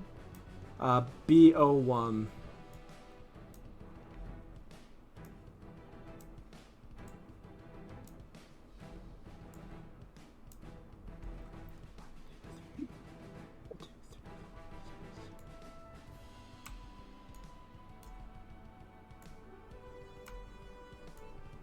And it sounds like there are many of them here.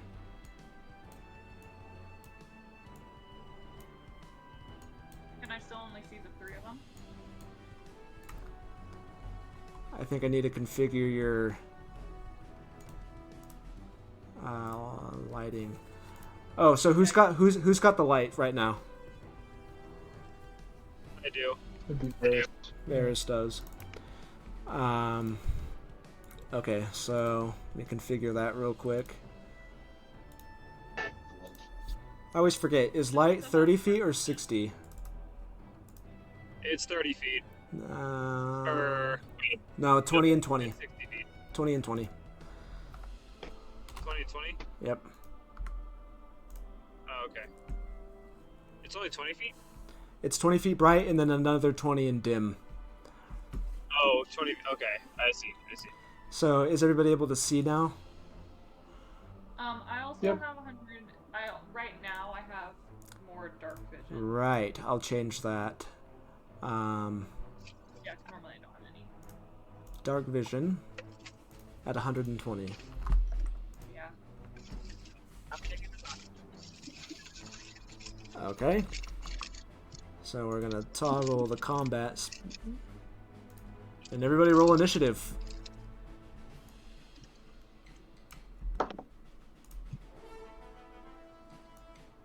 I got a 1 Nice.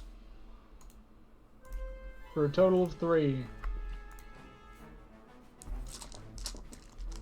I got 23. I but think I hear there's the not- scrambling and I turn to look around the corner and just smack my head into the wall. Aaliyah rolled a natural 19. Nice. Mallory, what was yours? I got a 23, but Varys is just adding the 4. I'm what?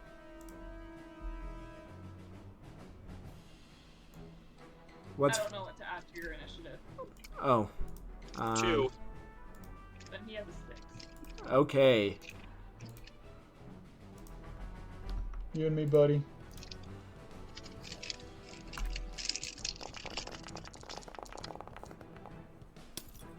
It's a lot of dice.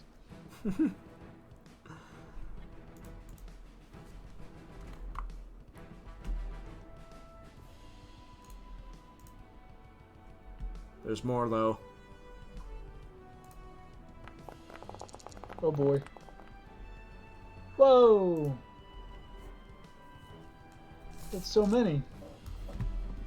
Okay. Get my book out. This might go poorly. Fine. It's fine. We just gotta get Spirit Guardians up as soon as possible. I still Thankfully, she rolled really high. Yeah, I'm first and Ilea's second. Okay. Perfect. Okay, Mallory, you are first. Okay. Huh. Okay.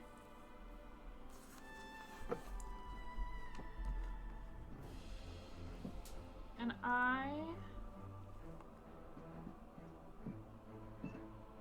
Are they? How big are they? They're like the size of a small dog, or a little bit larger. So like, yeah, like not a large dog, but not a small dog. They're kind of in that happy medium space. So they come up to like your knees, I'd say. Okay. And just for a reference, for those of you who want to see what they look like. Ugh, Oh, those are terrifying little things. Yep. I hate that. I hate that. Gross. They're quite disgusting. I missed it. Would you Yeah. back for a second? Oh, fun. Yep. They're adorable. Hey. Super fun, super fun, super fun. Hey, what? And there's a lot of them? There's a lot of them.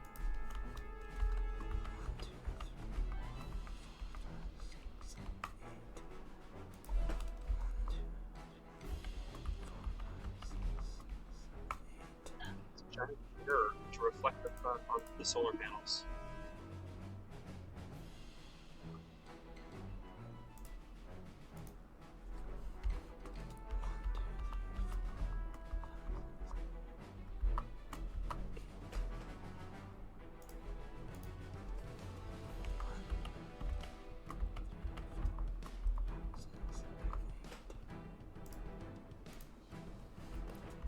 And this one's going to come up and try to bite at Ilea. But she just easily kind of kicks it away with her armored foot. And it just kind of... This one, that is almost dead but still alive, is going to try to attach to you, Mallory, with its bite o'clock. That is a natural 20. Okay, so you take... Where's my...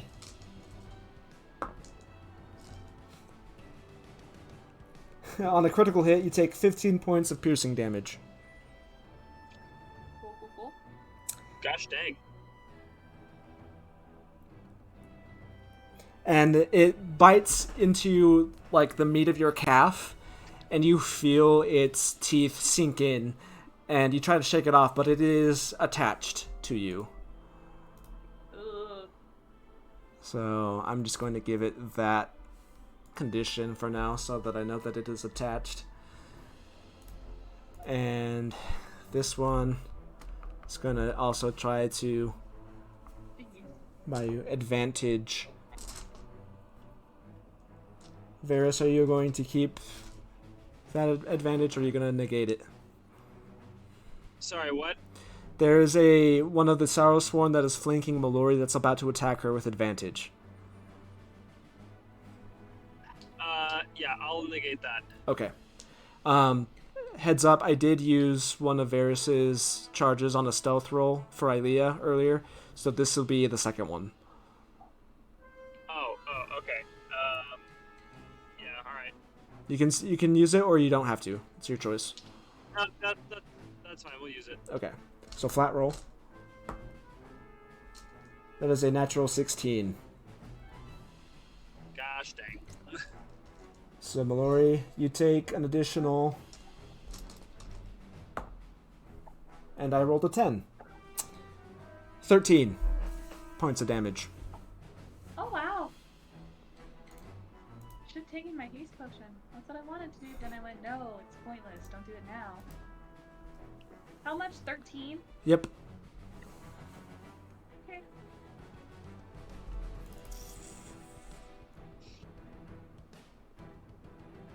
Super cool. Okay. And so that one is now also attached to you. Varys, it's your turn. You just watched Mallory get ambushed. Okay, so previously I knew that I had a move where I could send out kind of this thunder wave shock to kind of push things off of me. And I want to try and detonate one of those, but on Mallory. So I want to try and like send a burst out from her to try and knock these creatures off of her. So you're like trying to... What are you trying to do? I want to attempt to shock them off of her. Kind of like a low thunder wave spell. I don't have thunder wave anymore. So it's not like actually a spell that I have. Okay. Go ahead and roll. Is this one of the things that you and I have talked about? What you're trying to do? Yeah, this is one of the things that we talked about. Okay. So basically, I want to attempt what would be a thunder wave spell-ish, but from her origin. Okay. Understood. Go ahead and roll a charisma check. Ainsley. It's a +5. 23. Oh. Okay. That worked. Okay, so Mallory, as you're in pain, you look over as Varys is pointing out towards you, and you feel this strange vibration humming within you, and suddenly a sonic burst of energy erupts from around your person. So, Varys, I'll say that will cost you a 3rd level spell slot. Okay.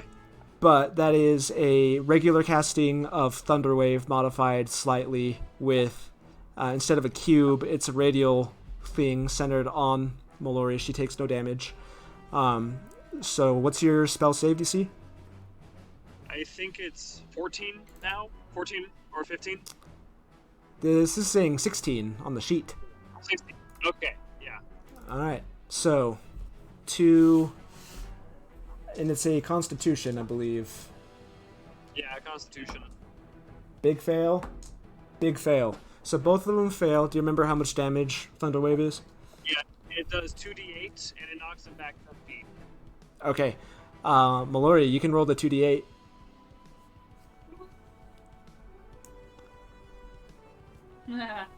Double 8s.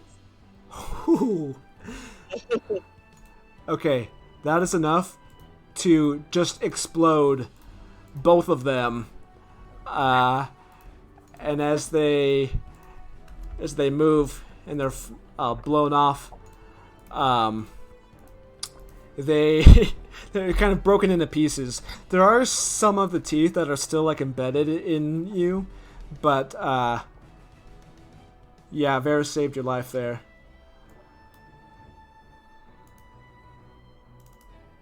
Okay. So, are you staying there, Varys? Yeah, I'll stay where I'm at, because I'm kind of between Ignatz and Ilea, right? Yes. Yeah, I'll just stay there then. Okay. So another one's coming out into the darkness. And this one's going to jump at you, Ignatz. That is a 15 to hit. Nope. You just kind of, it jumps at you, but you have your shield ready, and it just clunks right off of it. It's your turn now, Ignatz. I'm gonna retaliate. First, I'm gonna bonus action Giant's Might. I'm imagining I probably can't get big here, though, huh? Unfortunately, because of the height of the cavern, there's not much space for you to expand. Okay, so I do not become large, but I do get advantage on strength checks and saving throws, and I can add a d6 of damage to one hit per turn. Excellent. On each of my turns. Okay. So I'm going to take a swing at this guy next to me with the scimitar I drew. Mm-hmm. And that is, what do I add? 8? Yeah, that's an 18 to hit. Oh, yeah. And that'll be 11 slashing damage. This one is just completely bisected from the slash of your scimitar. You see its legs still kind of twitching and its mouth still kind of contracting, but that one is out of commission. Cool. I'm going to call out to Mel. Come on back here. You're too far for me to help. And I will move up to this other one that I see. 5, 10. And I will take another swing at this one. Mm-hmm. I don't want to ride it. That's much worse. That's an 11 to hit. An 11 will not hit, unfortunately. It's already moving, and its agility still catches you off guard. It's moving faster than you feel like it should. But you manage to swing, and it just barely misses like an inch over its head. Okay. And I will stay in its range and move around the corner here. Okay. And end my turn. Okay. This one will come out past its friend and try to bite you. That's another natural 20. Oh my gosh. Okay, I'm going to use my reaction to redirect that onto his friend next to him. Incredible. So that is 13 points of damage redirected and just kills kills his buddy over there. However, it's still... Well, let me think about this. You're breaking up.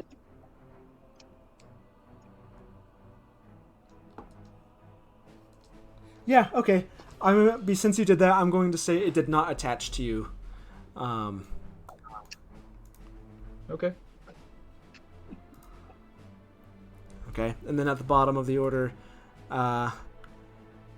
this one's going to try and bite Aelia, but will miss with a 4. All right, top of the round, Mallory. Okay, cool. I'm gonna go 5. That guy's dead, so Can I go over him? yes. 10, 15, 20, 25, 30. I'll use my bonus action to dash, so I'll go here. And then I'll hit this guy. Okay.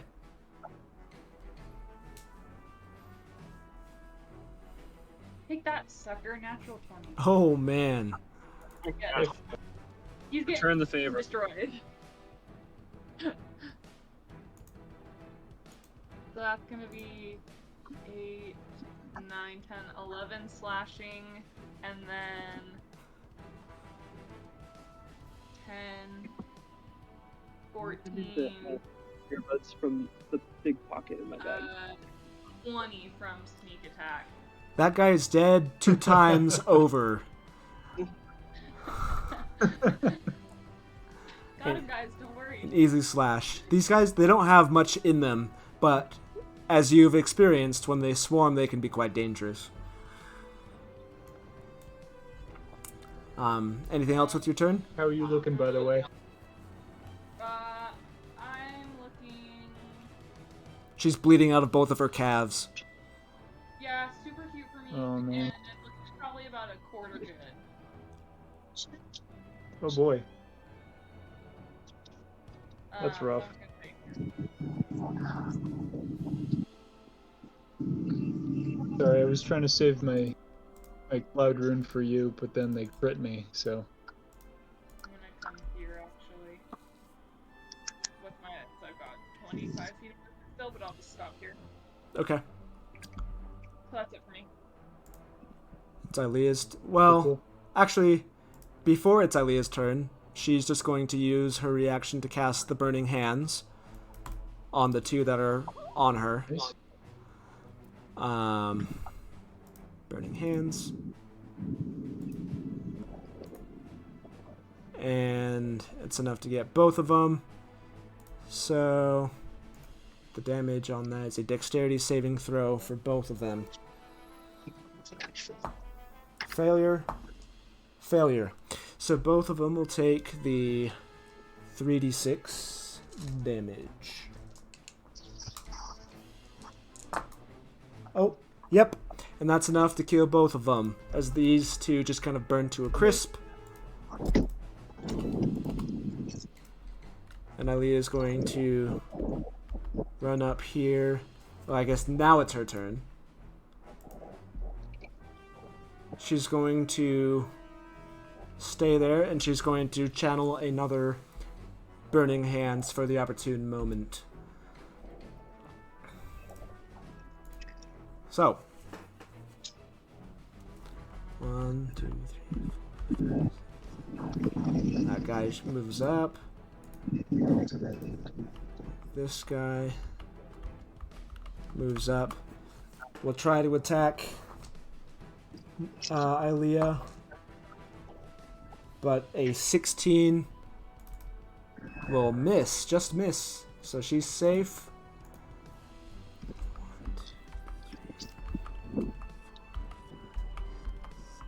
That guy gets there.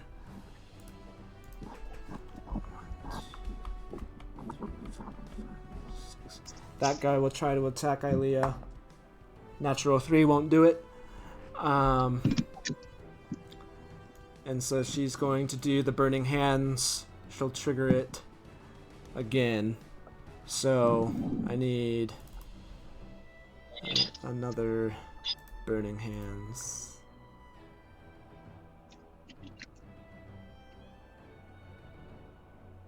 She can only get 3 of them. Well, there's the one in the middle is dead already, right? That's true. Yeah, I'm going to turn that guy invisible so I don't get confused. Well, no, I think she's going to hold. She won't cast that quite yet. Okay, Varys, your go. Okay, let's see here.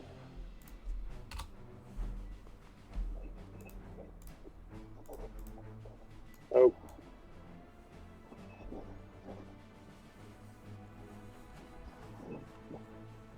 So I've got like 3 things up. Okay, so there's one that's kind of right in front of me, or is that dead? That one's dead. So, this guy's alive, this guy's alive, this guy's alive, and that guy's alive. Okay. I'm just gonna shoot a firebolt out to the one that's directly in front of me. Okay.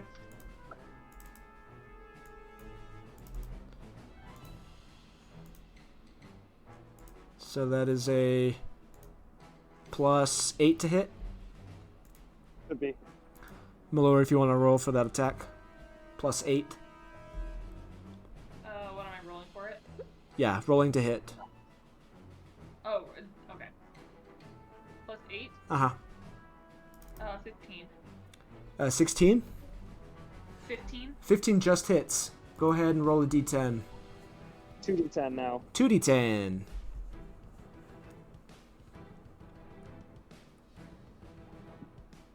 A 6 and an 8.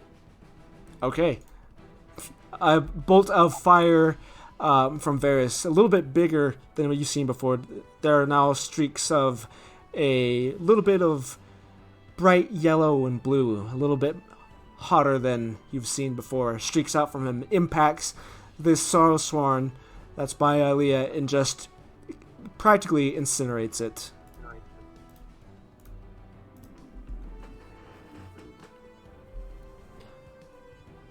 Okay. Are you staying there, Varys? Yeah. I'll just stay there. Okay. It's now this guy's turn, but as soon as he gets there, that's when Aaliyah's reaction will trigger. So she can get those 3 now. I don't know why I can't rotate this once it's been placed, but it is what it is. So 3 dexterity saving throws. Her spell DC is 13. Okay, so that a natural 15 will succeed. That one will fail. And that one will fail. So 1 success, 2 failures. That's 9, 10 points of damage exactly. That's enough to kill this guy and this guy. And this guy's takes half the damage.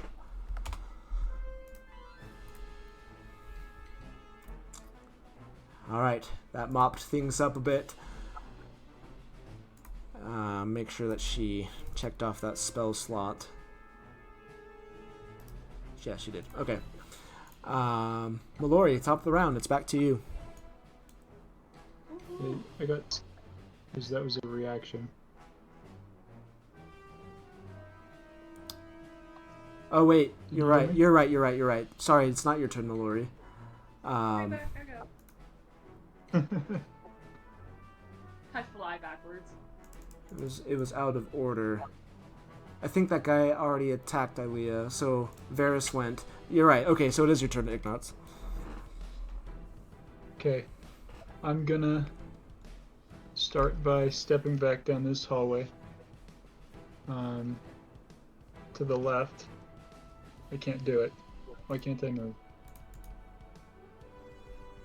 I think it's frozen. Oh, Anyway, there's probably a glitch I'm from the gonna step wall. to the left, So I'll just move you. and I'm gonna peek down the hallway to see if anything's coming after me. You don't see anything else down those hallways.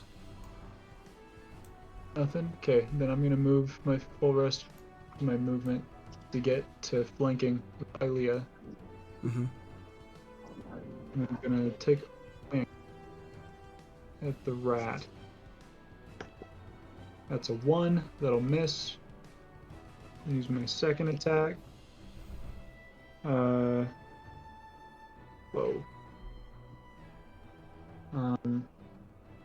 12? Does a 12 hit? 12 will miss, unfortunately. They're a bit too small and a bit too... they don't stay still long enough to get a solid attack off. Frustrated, I will drop the shield and pull out my second scimitar and take a bonus action offhand swing. Go for it. That's cocked. Cocked. Sorry, there's another 1. Wow. For whatever reason... I'm not having it. I'm gonna action surge. You're like, no, you will die. Yeah. This is gonna be 17 to hit. 17 will hit. Okay. Okay. 10 slashing damage. Okay, that's enough to do that one in. Slash across from its back. And that one is no more. Alright. Okay. And then that's all I got. So I'm gonna stay put. Alright. Okay, Mallory, it's back to you.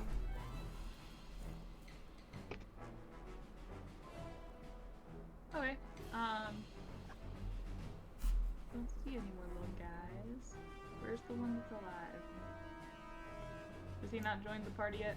Apparently he has not joined the party. If you want to go ahead and make a perception check. Yeah, I'll do that. 5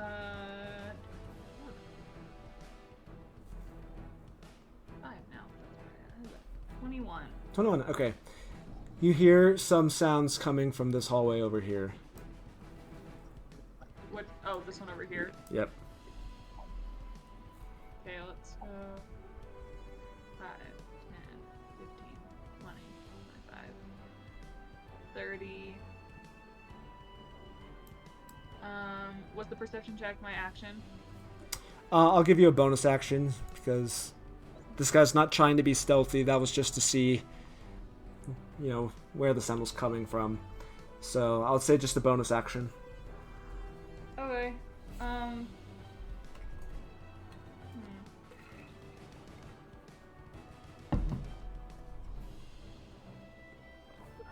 Actually, I think this was 30. I don't think I can see him yet. Oh, was it? Okay. Yeah. But I guess I'm just gonna wait here. So. Okay. And Ilea. She knows you're not looking too good. Do you want a healing spell from her right now? Yeah, sure. Okay. Because more good bite's gonna put me down, so... So she'll touch your back and give you a cure wounds. Level 1. So you heal 5 points back.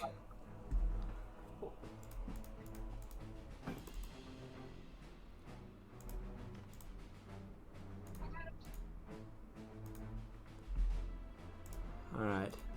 It is that creature's turn, and it will try to bite you.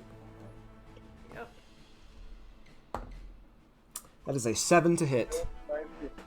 Nope. So it kind of scrambles up. Are there 7 It goes to $8 a piece? Goes to the blood. That's kind of on your legs, but you ignore it. Oh, is the total. The total. Okay. Sorry. Varys, it's your turn. Okay. So there's just the one. There's none around me that I see, right? Yeah, the only one that you see that's still moving is this guy. All right. Well, I'll just take another firebolt shot against that one then. Okay. From your current perspective, there is a little bit of a cover bonus, just I'll move because. I'll move up towards Ignatz. So move me Okay. up that diagonal. 2, 3, 4, 5, 6. That helps a little bit. It still has a +2 to its AC, but it's better than it was before.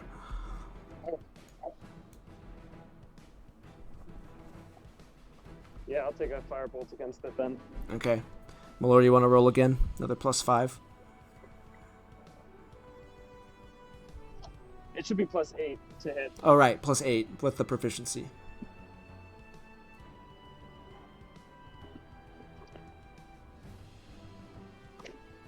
Natural 20. Woo! Go ahead, roll 2d10 and double it. Hey, Connor. Yes. I just realized I moved into flanking with that rat so I could get advantage, and then I didn't roll with advantage. So the 4 rolls that I did do were a 1, a 4, a 1, and a 9. And it just took the last one to get it. So can I have my action surge and my shield back? Yes. Because I didn't need to use either of those, because it was just 2 attacks with advantage. Okay, so you're not surging. Yeah, so I rolled 4 times, which is the equivalent of attacking twice with advantage. But to do so, I thought I would have to do an offhand attack and use my action surge. Okay. But if we count those 4 rolls as 2 rolls with advantage, then I have the same effects. That's So true. my shield and my action surge. That's true. Okay, so... Can I just roll that back? So like nothing changes except I get that back. Sure. Okay. I'll let that go this time, but if we miss something on an encounter this big, it's going to be hard to retcon stuff. So going forward, that might not be so easily done. So just so you know.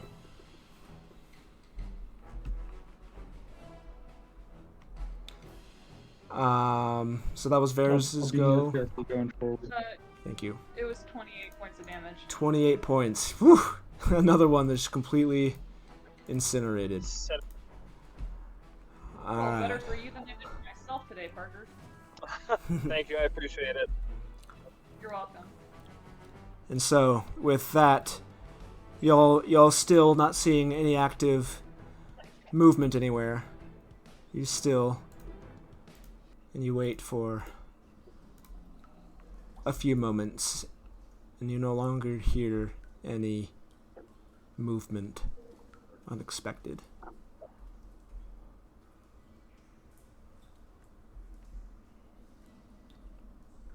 Well, Okay. So, I think we got them Do all. you think we did it? Can I hear anything else? Ma- Go. Mallory, make a perception check. 17. Oh, 18. I had 5 now. 18. You just hear the sounds of water gently dripping. You don't hear scrabbling on rocks. You don't hear any more squeals. Seems you found the nest.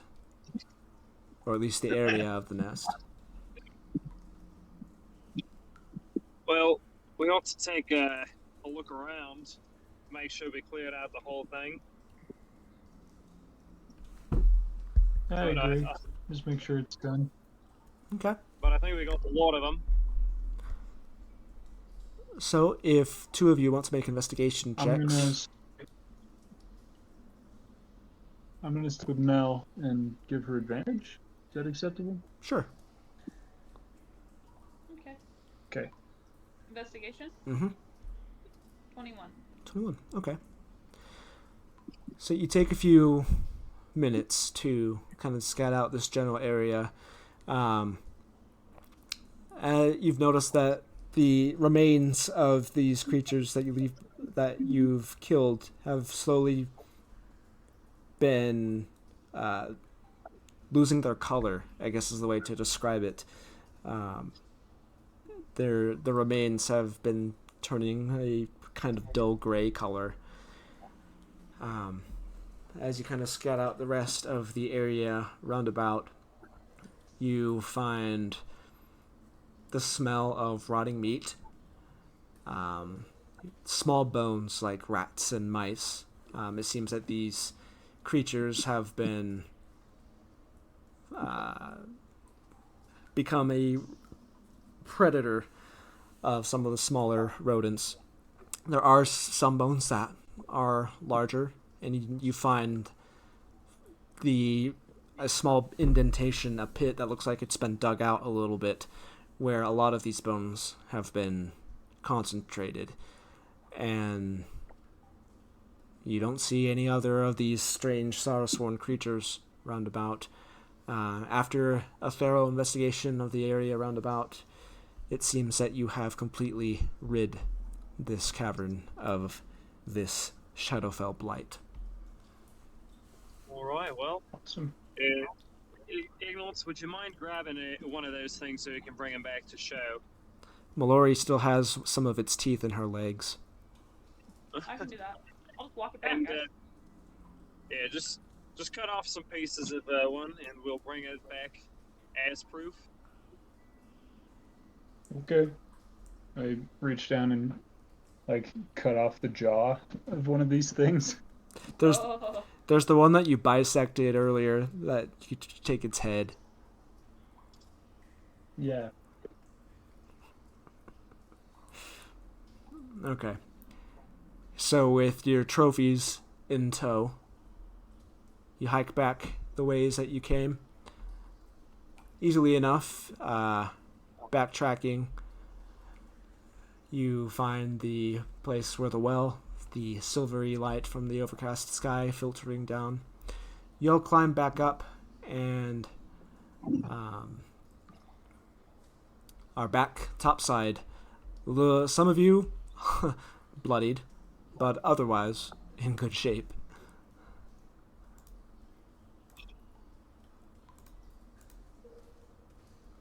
Where do you go next?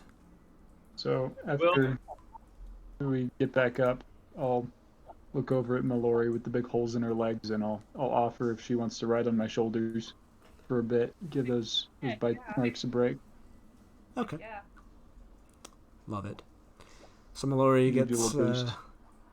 a little piggyback ride.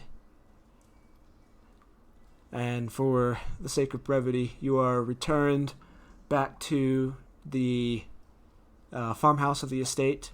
The same bubbly butler greets you. As you present the evidence of your battles, the die is thoroughly aghast at the horrible state of it, which, by the time you arrive, the creature's head, the eyes have, evaporated, and all that's left of the head is this, it's completely gray by this point. It looks like a rock with some petrified teeth sticking out of it. It's now rigid, no longer fleshy and moving, but the die accepts that as proof and presents your prize payment of 200 emblems. And I'll just I'll give her a little bow again. I'll say thank you, and it's been a pleasure helping you. Of course. She asks for the contract job that you took from the Ivory Hall. She puts her signature on it, and she explains that if you return that to the guild, that will help you gain some more influence within the Ivory Hall. Ah, wonderful. I'll put it in my bag then. I'll return it to my bag. All right. And with that, sorry, go ahead. I was just gonna be like, and would you just point us in the direction of the farm? Sorry, I forgot what the name is again. Sarto? The Cento farm. Cento. And would you just show us the direction of the Cento farm? That's the last thing we have to do today. Of course, if you just keep following down the path a little bit further down, you'll find the farm there. It's probably 2 more houses down, I think. Wonderful, Will. The best of luck to you. Thank you. If you find any more, if you have any more jobs you need done, let us know. We'll be happy to come back and give you a hand. Of course. Did you have perhaps the name of your guild or your adventuring company? Of course, the Sunsteel Syndicate. Sunsteel. Has a nice ring to it. I will definitely keep that in mind, thank you. And with that, I'll just bow again and walk out. Okay. So, for this next part, it is 6 o'clock. We said 6 o'clock. Yeah. I mean, do we want to end it there? This would be a good place to stop if...